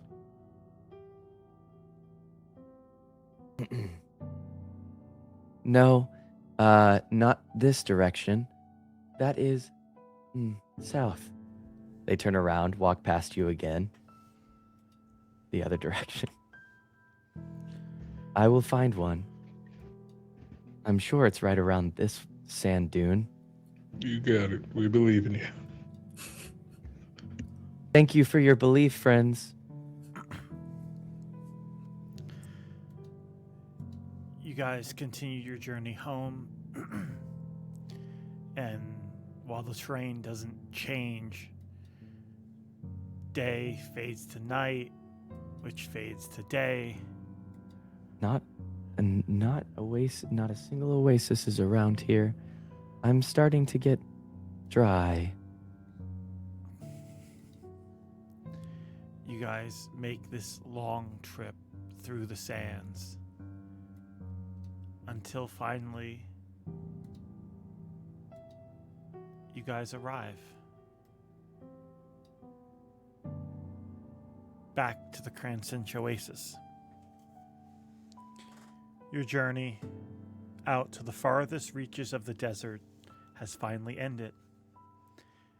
And with that, your reasons for being down here seem to be coming to an end. Is there anything anyone has to do in the Oasis before you return back north to Bearport? Yes, actually, Una, now knowing what the little signs of Lothal around means, I'm hoping that since there is a general understanding of every sign that Una has seen in the last month, and remembering that, they've drawn a well understood map of those places, that they have walked around to find those like little signs. All of this to say that I've drawn like a little map of those little tiles, and I would like to give it to Winston. And on that map, you'll see those tiles. You'll see like kind of Una's favorite places. So it looks like it was supposed to be like, this is where the main body of water is. This is where the ice cream is being made. And then you have like the other, like it's kind of like scribbled over a little bit, like they tried to erase it.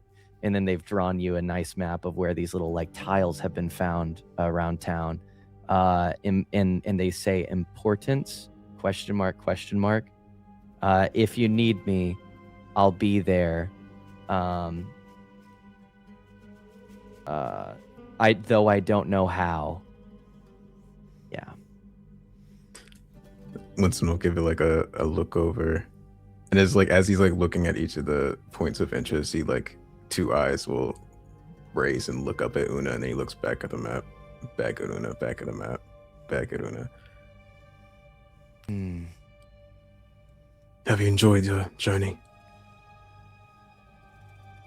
That is a term I do not believe the definition holds true to me. I mean, that's fair. I won't take it personally. No, it's hot. It's much hotter than fair. Yeah. Fair weather is like a breeze in the night. It's supposed to be calm. Oh, I see. Please. No worries. I appreciate this. Thanks. And he just kind of like folds it and tucks it away and we'll put it in a back pocket. Well, speaking of fair weather, should you ever come visit where we live and our really cool headquarters, there's also a pretty neat circus called the Fairweather Circus. I hear the performers are pretty great. If you want to come, I could probably get you tickets. Noted. I appreciate the offer. But I think there's still some business to take care of here. Are you sure? We have a spare bed. You could bunk up in my room. Oh. You lot don't quit. He has nightmares. Oh, yeah. Oh, what kind of nightmares? I mean, actually, the house is full of people with nightmares, but not to discourage you from coming to visit when you're done with your affairs. No, true. And if the nightmares concern you, I suppose I can always switch rooms. I have a water bed. No, I don't think I wouldn't like that at all, actually. No offense or anything. It's just not. Well, there's a bed. I don't really sleep on the. It's more so in the water. There's a bed on. You know what? To your own and to mine. Indeed. Jokes aside, I had a question, Aaren and Winston, for the two of you. Sure. The Ember Tales.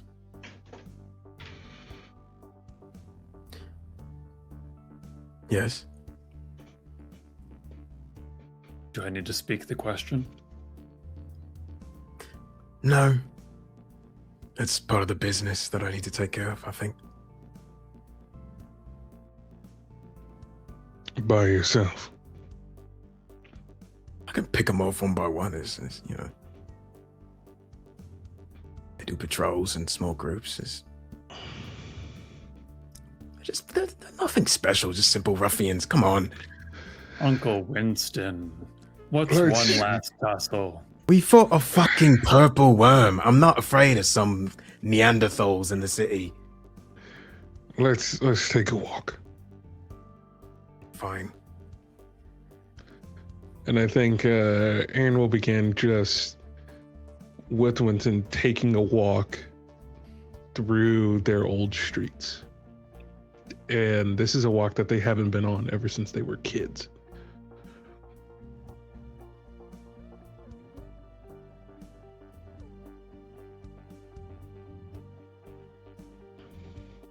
So, yeah, they are serious, though. And then I hand Winston a business card for upscaled defenses. That's the name of my security business. That's the location where you need to go to find us in Barrelport. Lovely. Do I get a discount? Discount? Okay. No. No. No. I mean, what kind of business would I look like just giving out favors? Can't give a family discount. The first job is free. There you go. How does that sound? There is an employee discount. I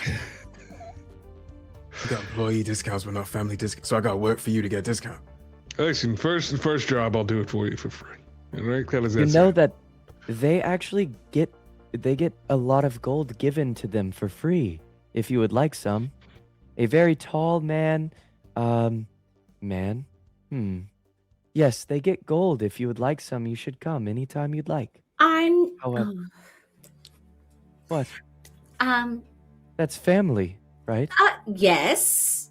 I So can't. we share but gold it's with not, family. Well, it's not my. Well, I would share my gold, but I don't think we should promise anybody Alden's money. But I think Uncle Winston knows that, right? And she's trying to like, please don't hold me to that. I cannot promise you anyone else's money. But she does smile at you and say, but if you're ever in Barrelport, we could get you a job. You could absolutely stay with us. We'll see where the winds take me, but I do appreciate the hospitality. Genuinely. Appreciated this much? Of course. And I'll go to give Sly a hug. George, can I sleight of hand something into his pocket? Go for it. What's your passive perception, Winston? 20. Good luck, Sly. Okay, I think she's fine. Yeah, You know what, like a plus 12 or what? I have the plus 13 and I have reliable talent. I'm not worried about so it. it is a 23. Yeah. Excellent. Yeah. Okay. Later, whatever they put in your pocket, you'll be looking at going, how? Like, At what point? And But, just above table, I'm going to say what it is because I don't think it'll ever get revealed. She slips into his pocket her first, her diary from her first month as Seer. It was a very wild month, and I think it would give him some clarity on Aaren and where he's been, and on her and where she's been, and he has proven himself to be an excellent story keeper. He seems to carry other people's tales very well. So she slides that in there and hopes that he gets a kick out of it because it was a wild first month. That's beautiful. But I think at a certain point, I will, privately go for this walk with Winston to say goodbye. And just say, that's suicide. If I fail. If you fail. Don't talk to me about suicide. I saw you jump into a worm's gullet. It was a very poorly calculated plan that I had at the time in a very dire situation. So you can have poorly calculated plans, but I can't. I was bleeding out at the time. Okay, But- and? Sure. You're not bleeding out right now. And I'm planning to keep it that way. I mean, we're talking dozens of guys. Yeah. It's not smart, no. Not at But all. you and I both know they don't deserve to continue on the way that they have been. You saw them in there. Hearing Dad's name and Mom's note. Knowing that's how his story ended. Considering adding this as a chapter to mine. I said the first job was free. Good.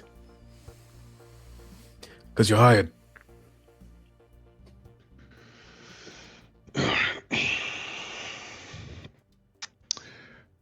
Remember that way we took on the roof? We're not jumping on the fucking roof, mate. No. No, we're finding a different route. We're not jumping on the roof. All right. Front door. Front door.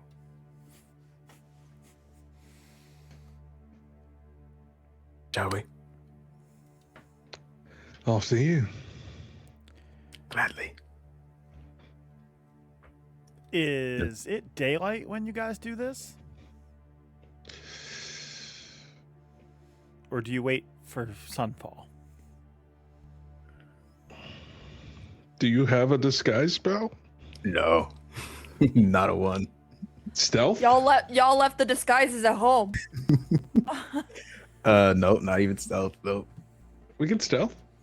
Okay, bet. Oh, I have pass without a trace. I do have that. Then let's do that. Yeah, let's do that. That didn't answer my question. We'll go now. Yeah, we'll go. Yeah, fuck it. Daytime. Okay. All right. That's sure. Daytime. Yeah. Okay. But we're gonna You try go- to get in there stealthily.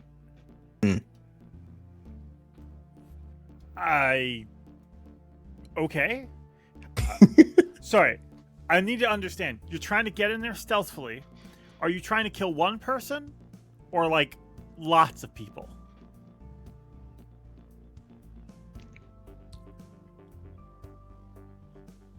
Above table. How you Roll. How many? Roll Because for I'm it, only dude. asking because I'm not sure what stealth will accomplish if you're trying to kill lots of people. I love stealthing in the front door is so funny to me. It's really funny. Like, what could we do to get an element of surprise when we do start swinging? I think barging in the middle of the day with weapons drawn is very surprising.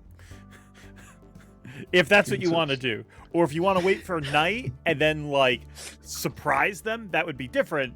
But I don't know if you guys could... Like, if you're stealthing in during the day, that's like... If you don't want to be seen at all. Do you know what I mean? If we wait until night, then it becomes even more mysterious. They start telling stories. Like ghosts through the night. In a single evening, the entirety of House and Patel disappeared. I like the way you think. Yeah. Yeah, that's good. That's smart. What time is you and your group heading back home? They should be leaving towards nightfall. Okay. Traveling through the heat's a bit rough. All new now.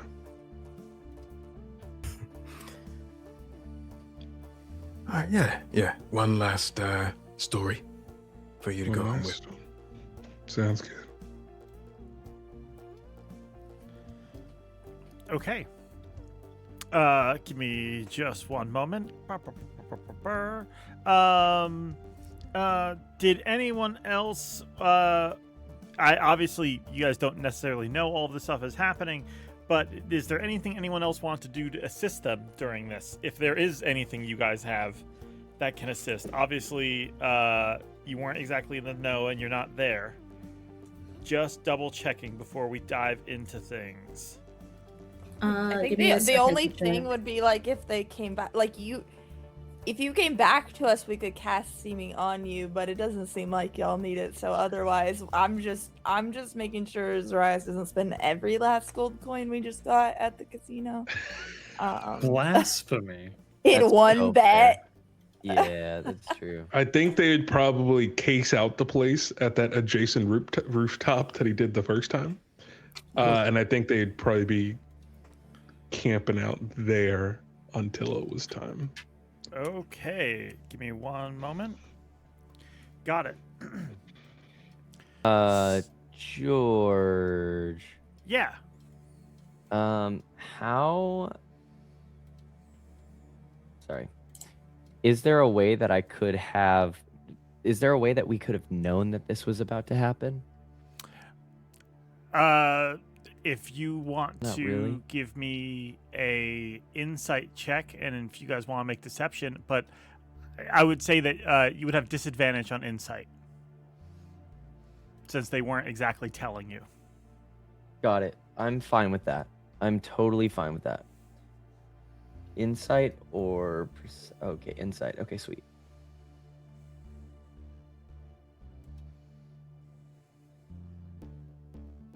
Okay, so a 15 at my lowest. And deception for you I would guys? like, yeah.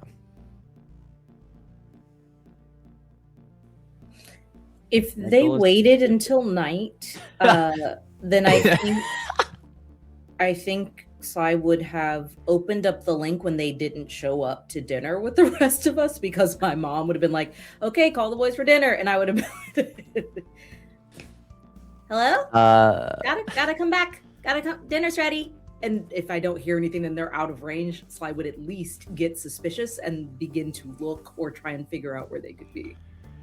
I will say, bear in mind, the players have decided to go about this alone, but it is fairly obvious to you all that Aaren and Winston are up to something, and it's probably going to be violent. I don't think If I Sly caught on, would I'd be- literally let them go. Yeah, I'd be like, that's what yeah. I mean. Like, I don't think I'd be like, bros, they got each other. I think she'd want to know where they were going because her mom said bring them for dinner. And then if she doesn't hear them, she's like, well, dang, I guess I'll go looking. Don't find them. Okay. Like, they're her dad and uncle. She's not going to go running off in the city alone after them. Knowing that this was I did win the Yes. deception check. I am going to be where Winston has that little like drawn or like that little I don't know, clipped on rope right there. Next to it will be my guardian emblem, the emblem that Una wears around their neck. I just wanted to put that on them, so just in case there's a crit to anything, I would like story wise, so that they could use that and it could just not be a crit. That's really what it is. Okay. Having full faith that happens. Give me either, you can So. choose sleight of hand or deception to get this on them. Sure. How's an 8? 8. In the exact opposite of Sly, Una like fumbles with your rope thing and fastens this emblem to it. Goodness, that is a large belt around to hold your heart up. Oh, that's it. Gotta go. 3 times as large the heart is. What do you do? 3 times I've heard about that. I was looking at the way that your shape could possibly be proportional to your. I'm sorry. I think Sly's actually cahoots. Come on, Winston, we gotta get going. Winston, Yeah, cahoots as you is head right out, over- you feel magic right- on that item. You guys race in, or you guys go there, wait till night, drop down at the front of the corridor from the roof, and as you do, as you guys drop down, both of you give me, I would say, give me attack rolls. We're not gonna do full-fledged combat for the majority of this, because again, you guys did fight a purple worm. And you guys are pretty tough, and these are thugs. What did you both roll? I saw one was a 29. I got a 29. 23 for me. What do you guys do to these 4 men as they come out with weapons ready to stop you? You kick off. I think to kick it off, as he approaches, he just says, knock, knock. Get on him. And then you just see the blade of Loyal Edge fly out across 2 of them and just across the neck. And then it whips back into his hand. Oh god, that accidentally killed all of them. 1 second. There we go. I mean, that's basically what happened. No, that's Basically, amazing. Yeah, that you works. Strike both of those guys down, splattering blood where they stand. What about you, Winston? As Winston comes out from behind, Aaren, he leads with the axe thrown at the first guard, and as like the second one is looking at what just happened, crossbow bolt straight to the brain. Yeah. And he just continues walking up. Axe Goes to the in other. one. Again, blood splatters. Next one, crossbow bolt, and they both go down. You guys charge in, and as you do, men come running out of these doorways either side of you, rushing to attack. Both of you, go ahead and give me attack rolls again.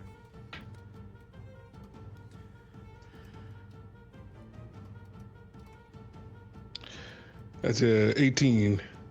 21. Yeah. What does this look like, Aaren? Aaren, quick draw with a new spell. He creates bullets out of magic, the same magic he uses for a divine smite. He conjures bullets, loads it into the pistol, and fires off multiple rounds into these guys. Boom, boom, boom. Just quick shots, and they don't even see it coming as they open the doors and charge through. Both of them are gone. Winston.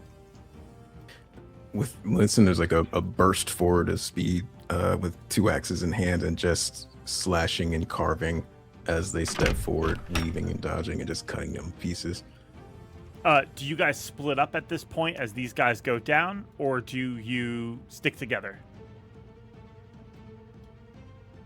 I feel like they might stick together. I feel like two cops in the compound. Back to back, yeah. Yeah, I think back to back is where we're going. So I'll follow behind, keep back behind Winston. You keep your back to Winston. Winston, you rush through. Two guys try to corner you in this hallway, having grabbed weapons fresh from the armory next to you. Aaren, two guys come running up from the courtyard, trying to enclose you in. Both you give me attack rolls again. Oh, yep, and Zoraius is not there. Sorry about that. Crit. I was ready for a really interesting twist. I removed 17. all the other tokens except him. 23. 23. And what was yours, Aaren? 17. Okay, 17. Jeez, you guys are rolling so good. Yeah, what's this look like? You've cut two men down in the doorway. Winston, you charge forward. He'll switch to his hand crossbows, and with them both up, is just firing bolts off at rapid speed. Yep.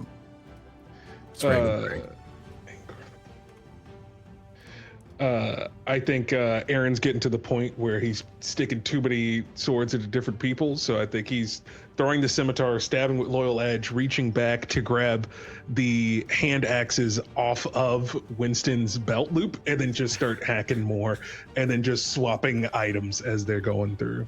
Love that. You guys cut these men down, pushing forward into the room where you last saw Dominus and his crew. As you come in here, guys rush in. You see some of the bigger guys that Dominus has are coming towards you. You also see, whoops, camera move. There we go. You also see the older gentleman, the one who was in charge when your father was killed. He's making a run for it. What do you guys do? No, you don't. Winston shoots at him with the crossbow bolt with ensnaring strike. Okay. Go ahead and give me an attack Hell roll. yeah. Here we go. Attack roll. Here's the item. Dang, it's the lowest roll so far. It's a 15 to hit. 15 still hits. You hit him. He goes down to one knee. This woman he was running with, as he drops, she just sees him as dead weight and shoves off of him and then bolts out the door as he stumbles down into this area. Aaren, what are you doing? I think as it happens, go, pardon me, ma'am. And then we'll, let's see here. There's a lot of guys here. I think he's just going to use his breath weapon on these guys in front of him. Yeah, go for it. And just only aim for the legs. Yeah, make a attack roll. Let's see. It's a 29. 29. Guy in the front immediately obliterated into ash. The two guys in the back get hit. They look hurt, but then they charge forward at you, and they will go ahead and attack. That is going to be 17 damage they do to you as they push forward. These guys are just a little bit tougher. Winston, you prioritized the gentleman who was running. So this guy goes and gets an attack off on you. That's only 2 damage to you. Then that brings us back to your guys' turn. Give me attack rolls. I think Winston's gonna pull out both his hand crossbows. At least. And I'm gonna do conjure barrage at this group in front. So be a The one attacking Sure. Aaron or the ones attacking you? the ones in front of me, yeah. Okay, go for it. So be a save, but just a deck save from them. Just make an attack roll. It's all the same. Okay. Yeah. This All is right, just bet. flavor. It's great to tell me what your thing you're using, but we're just rolling through it. Sensational. Then that is a 20 to hit. Both gone. Immediately gone. Aaron, how about you? Aaron rolled a, what is it? He got a 3 on the die, so a 13.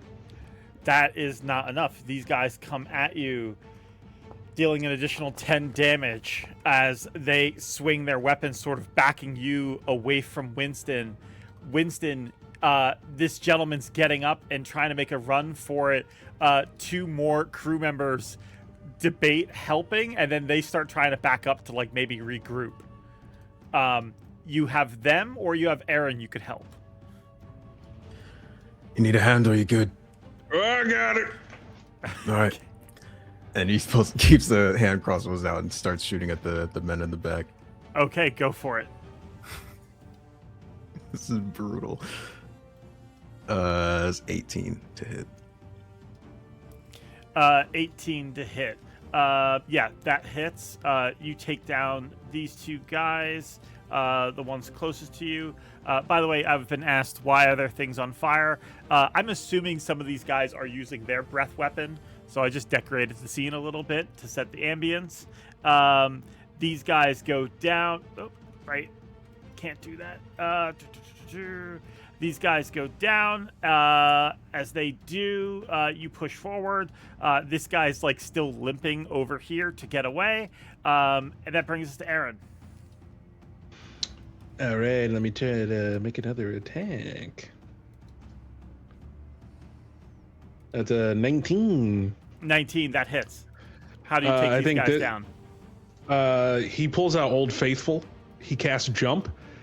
He leans up against the wall that he's on and then jumps off of it and spins like a Beyblade through the air and just blenders through those guys and launches 30 feet like a Beyblade of death. They both get cut down, one of them smashing through this window and dying outside in the courtyard. The other one just hitting the wall and slumping down to the ground. They are both taken care of. Those were his 2 right-hand men. You charge forward to meet up with Winston. Winston, you got 2 guards coming in, and then you have these 2. They're unarmed. The one in the very back, you don't know, this one here, you don't know if he's anyone important, but you definitely remember this guy. This is the one you've already wounded.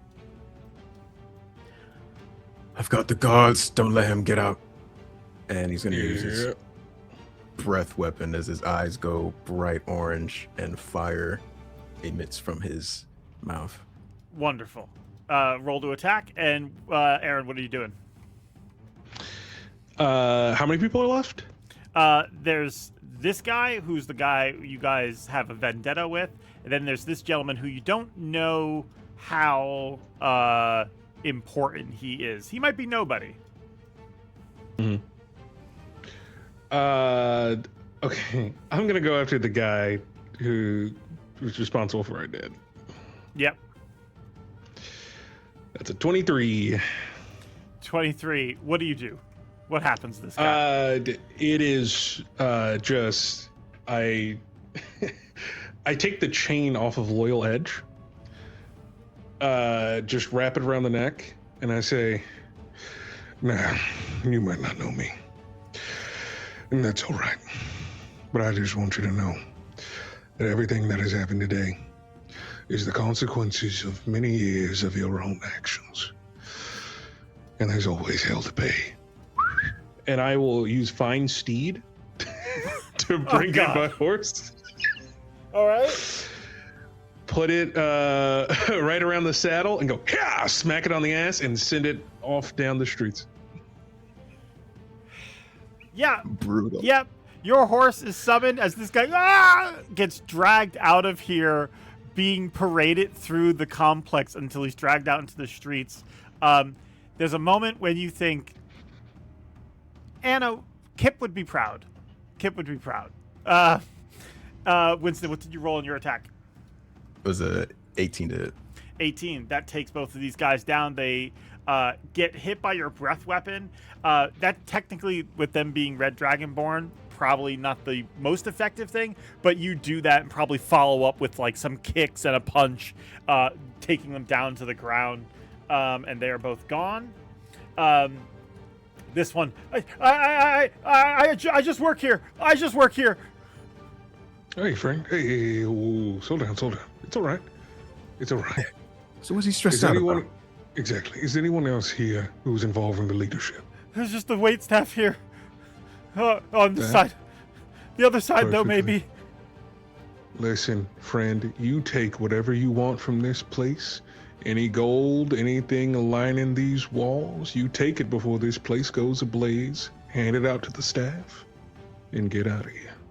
And you didn't see us? Of course. Not at all. Thank you. Thank you so much. They go running. You have a good day now. As they go to warn the wait staff. With that, you guys start moving to the other end of the compound. As you do, as you enter out into the courtyard, you hear a roar as coming down from upstairs, you see Dominus with burning red wings of flame flailing behind him. He flies down, swooping around you all, and sets fire to the courtyard, boxing you in before he himself lands in the center.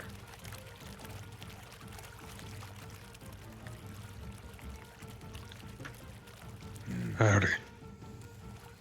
Oh, yeah, see, this takes me back. I always told my uncle, you gotta watch out for tough bastards like the two of you. You know what I mean? Real devils like. So which one of you is gonna make a move first? I literally look to Winston and go, after you. You look at Winston and say that? Okay, great. Yeah. Winston will start to glow red and his rings will burst out from his back. Let's fucking do this. And he's charging in with hand axes at the ready. Okay, both of you roll initiative for me. Now we're actually in combat. Let's get it. I got that one. Oh, you have advantage. You have Are you advantage. getting tired? Yeah. I am. I'm fucking old. You're too old for this shit. Okay, it's my time. Where's my roll at? I've lost my initiative rolls. I got a 23. You got a. What the hell did you get? Where'd your initiative go? Yeah, I think it glitched out. I don't know what happened with DND. Yeah, this your. I see 10 for Winston. Okay. Oh, yeah, there Thank it is. you. Yeah.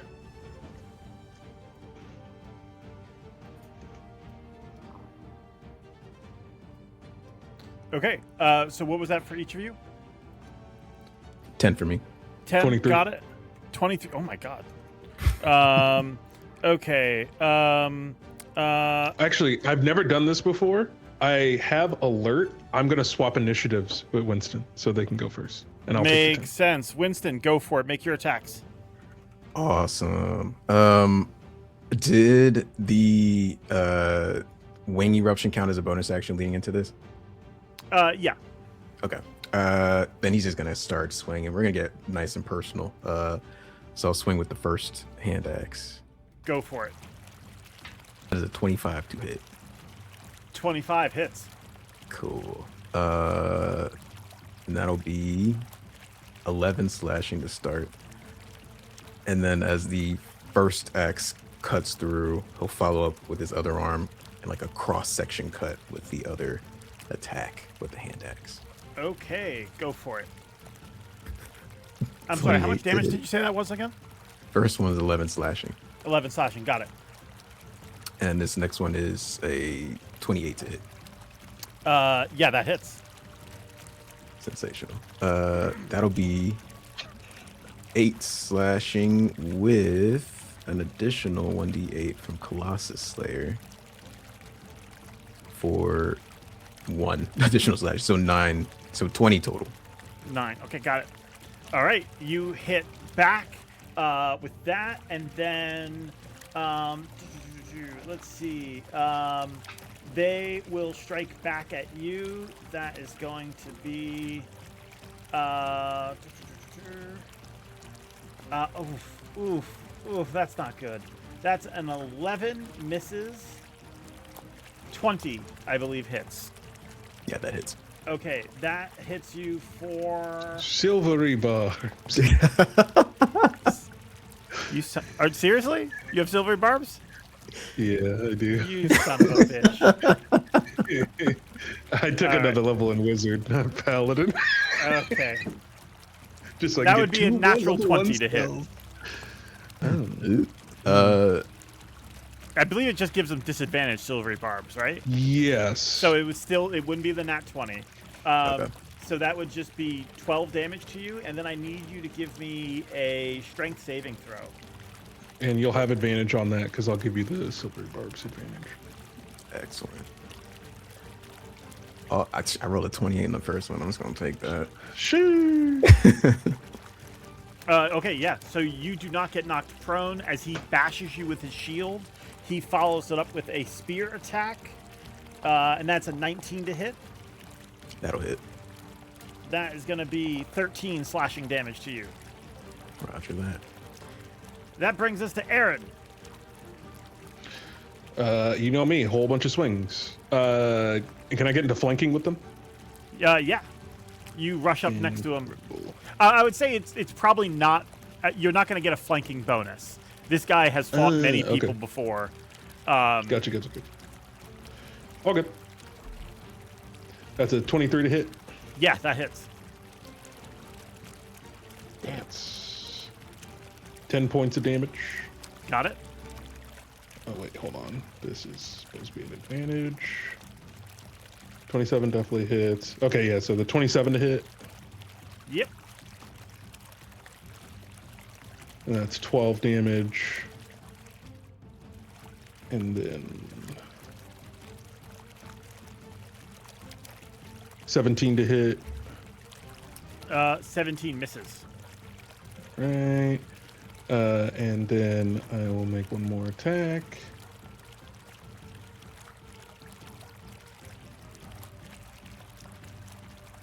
$26 to hit. That hits. For 9 more damage. Okay, got it. That's the turn. That brings us to Winston. You guys start pushing him back as you're laying on him. He's blocking what he can. As Winston closes the distance between them, kind of like, you know, like in an anime where the character is like gets really intense and their eye goes like a glowing red dot. Yeah. It looks like that as he casts Hunter's Mark on this gentleman. And as he gets closer to him, he will, with the hand axes again, start to just try to beat him down, cutting and cleaving with a 20 to hit for the first strike. 20. He will go ahead and parry that. Oh, okay. And I'll swing on the second attack for a 24 to hit. That hits. Sensational. That'll be 11 plus. Oh, they changed things on D&D Beyond. Everything looks different.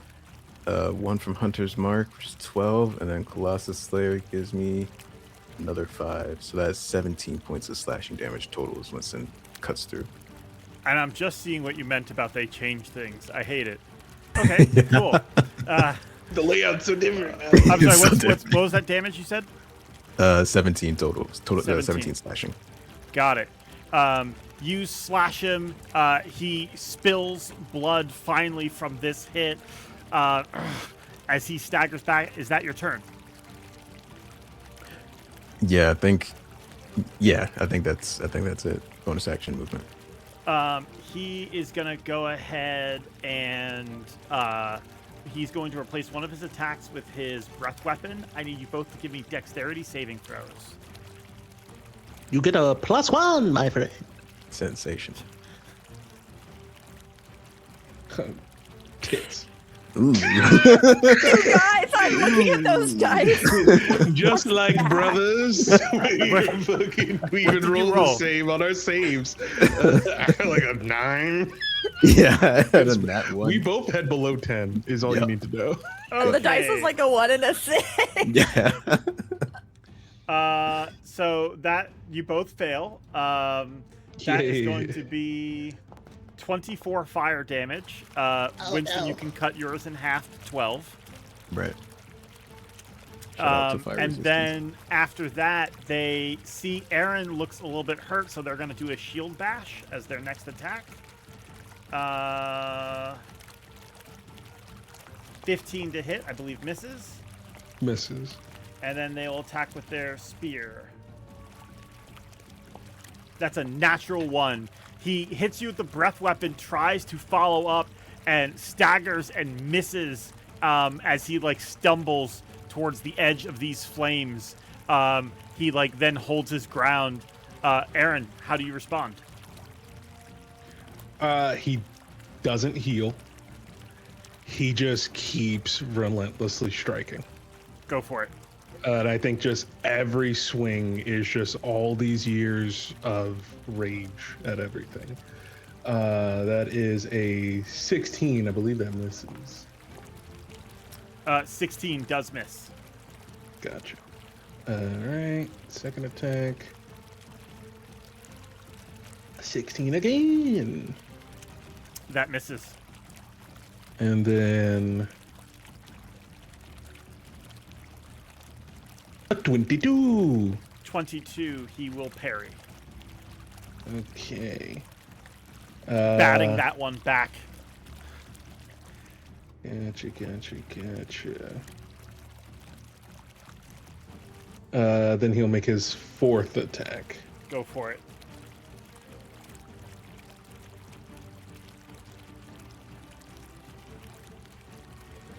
That's a 20. 20. Give me one moment. He cannot parry because he's already parried. So, yeah, that hits. It's full 12. 12 damage. Slashing damage. You hit him. Both you and him are looking pretty hurt. Winston, you spot something, though, as he, deflects a bunch of these attacks from Aaren and then takes one. He staggers back, and you see flames briefly erupt from his nose. You, being a gold dragon born, realize his breath weapon's back. He's gotten it back. On his next turn, he can hit you guys again with that. That could be the end for Aaren. What do you do on your turn? Oof. I think, first I got to make a con save for this Hunter's Mark, which is a 17, which I believe that saves. succeeds. To Aaren, Winston would say, listen, I got heals if you need heals. I'm fine. Finish it. You sure about that? I'm sure. I want to let my niece down.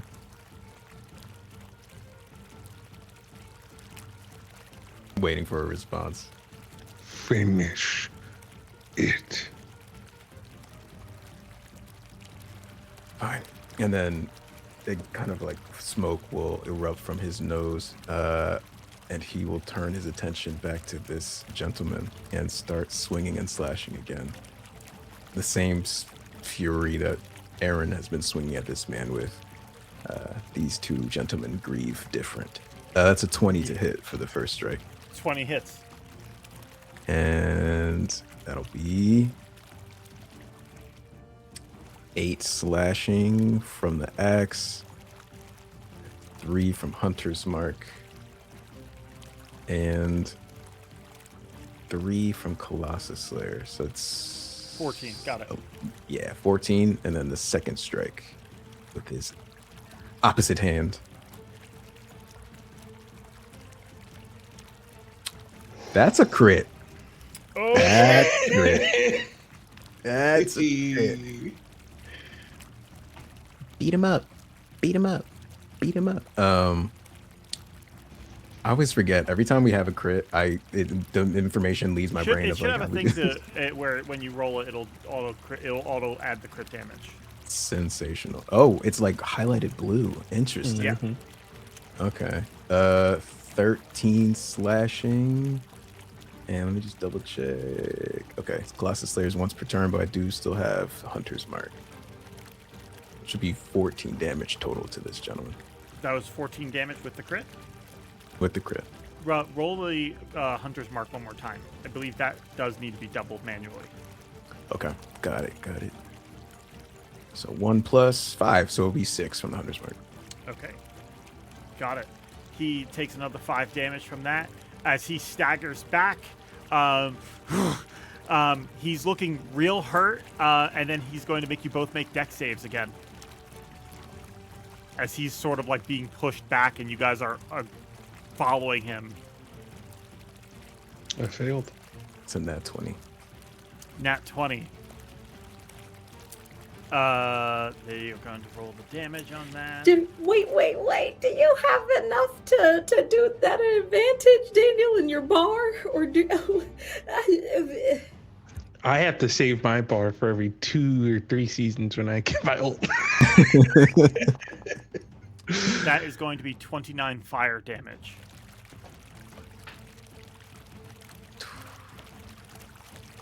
How's Aaren looking? Death calls to him. Oh my god. They're going to attack Aaren with a shield bash. 17 to hit. That hits my armor class, so I will cast shield. Oh, okay, very good. You cast shield as it hits you, almost staggering you to the ground, but your magic just protects you just in time. They will then swing with their spear. 9 misses. They like get this shield bash, and it's like this is for sure gonna kill Aaren, and your shield goes up just in time. Aaren, it's your turn. As that happens, you see, as he parries that, you see he starts to gain back momentum. And he just says, I don't know what you thought this was. I don't know what you think this is. And his wounds start to close as he uses Lay on Hands, and he heals for 40 hit points. But I say when we're done. And I take 3 attacks. That's a 22 to hit. 22 hits. Oh, actually, he will parry that one. Okay. Then It's all belay he the can do. damage. That is 21 to hit. 21 hits because he's already used the parry. Got it. That's 10 damage. Yep. And then last attack I will replace with a breath weapon, so he has to make a DC 15 dex save. That's a 21. Got it. So he's gonna take half damage. So he takes 4. He with that 21, you do your breath weapon, and he sees that's what's happening, and he leaps up and goes to take flight as your beam scores him across the back. What does this look like as you kill him? Oh, wow. Oh, wow, I didn't think that far. I think always his breath is like this Godzilla atomic flame. So I think you just see his shoulder blades explode and his wings disappear. And I think Aaren jumps up, leaps on this guy's back, and then plunges both of his blades down into the shoulders, brings him around, holds him by the back of the head, and just says, "Any last words?" Fuck you, do it. Good enough. And then I will use Divine Smite at 3rd level, because you can Divine Smite with a punch now, and just you can Dragon Punch to the head. As you do, a bunch of his fangs bust out of his mouth. The last bit of fire wisps from his throat, and you see one of his horns that you were probably holding on to just cracks as he staggers back, lands outside of the circle, and is dead. As you guys turn and look at the remains of this place, as embers are flying up from this circle, you see that just like the embers fleeing the flame, there are guys just bolting from this place, disowning anything to do with Ember Tails as they run off and flee into the city. I think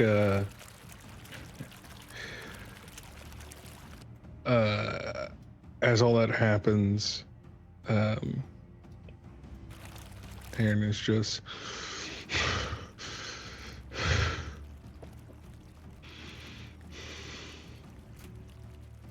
this doesn't fix the past, but maybe some people can build a better future. Agreed. And Winston will walk through the fire, does not try to avoid it, and pull enough magic from his breath weapon to coat a loogie in flame and spit it on the corpse of Dominus. Oh. Yep. And group back up with Winston. Fuck this place. And I think check it, and I think before they leave, check at his body and check in the loot room that they had on the top floor before this place goes up in flames. I will get you loot for our next episode as you guys split what you can grab from this place. As you guys return to the city, smoke billows up from House Embertail. The city is abuzz with activity. No one's saying what happened. No one wants to be a follow-up to what they saw.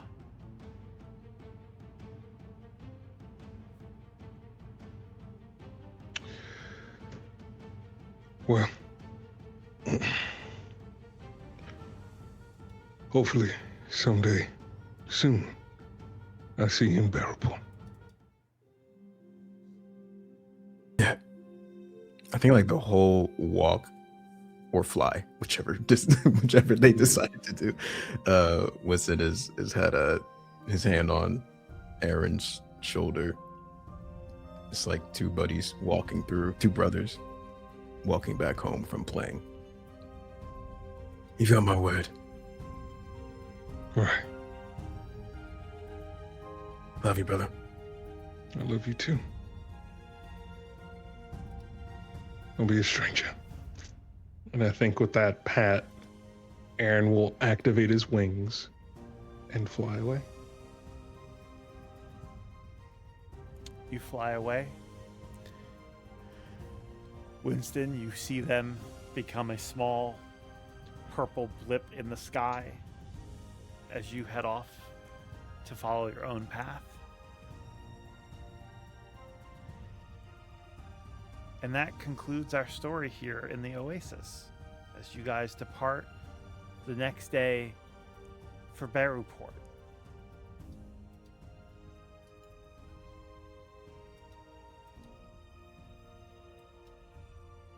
But before that happens,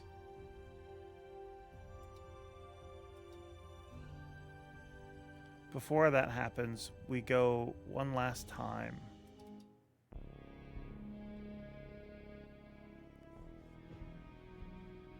Fable. No, I forgot.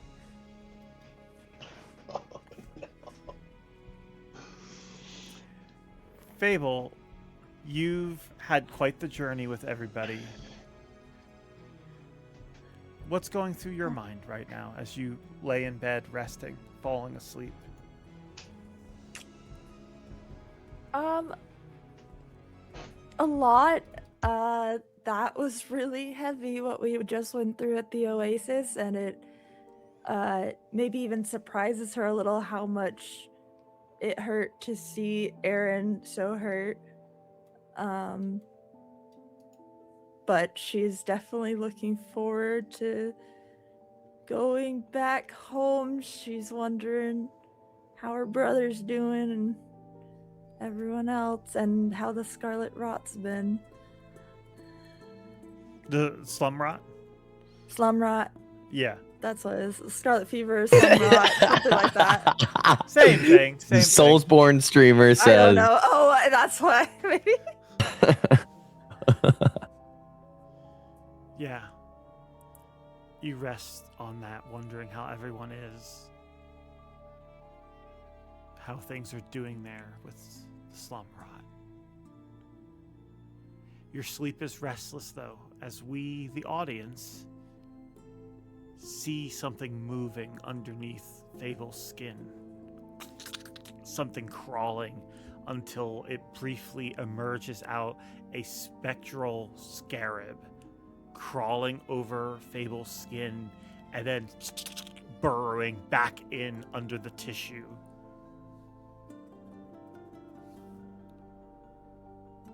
A small, almost imperceptible, sort of black, veiny rash begins to appear somewhere on Fable's back. And that is where we will leave off until next week when we return to Baruport. Thank you all for watching. That's wild. You know what I was just thinking at the beginning? I was like, Oh man, my I'm glad I'm God. never one of those ones who has all these dreams like Sly. Right? Here you are. Are you even involved in the plot if you don't have like dreams? You gotta want revenge, you gotta have bad dreams. It's kind of mandatory. I've never It's in had the a bad contract. dream in my life. Guys, huge thank you to the star of this first half of season 4. Of course, by that I mean Cary. Cary, you absolutely killed it. delivered with Winston. We were so happy to have you with us. Go rest, Thank you baby. for joining us. You were amazing. Oh my gosh. The legend, I just have to say, I could not have asked for a better scene partner, a better actor, or a better friend to be in this role and to help tell this story with. I love you, buddy.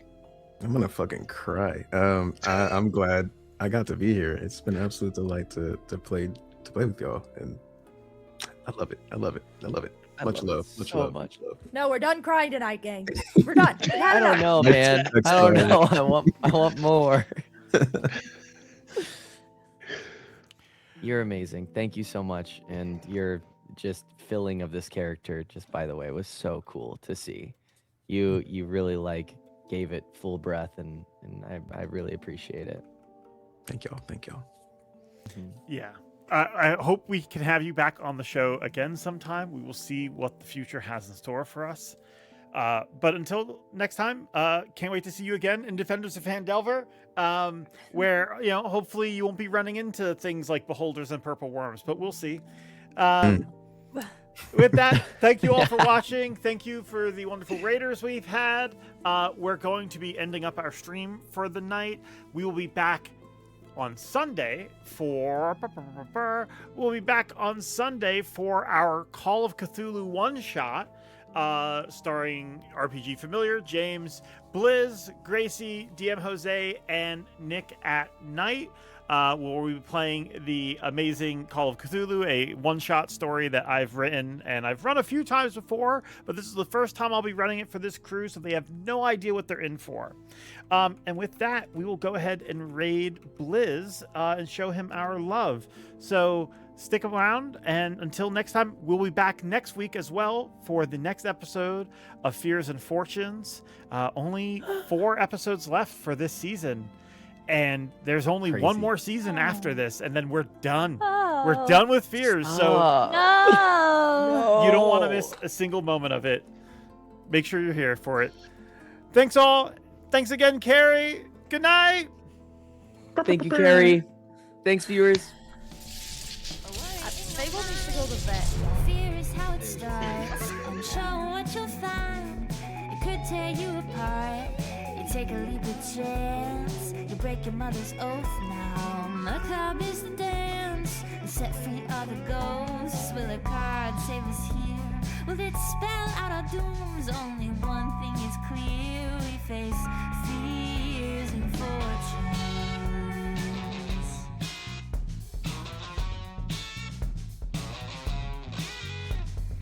Fears and fortunes. The cards don't ever lie. There's only 14 ghosts, but a million ways to die.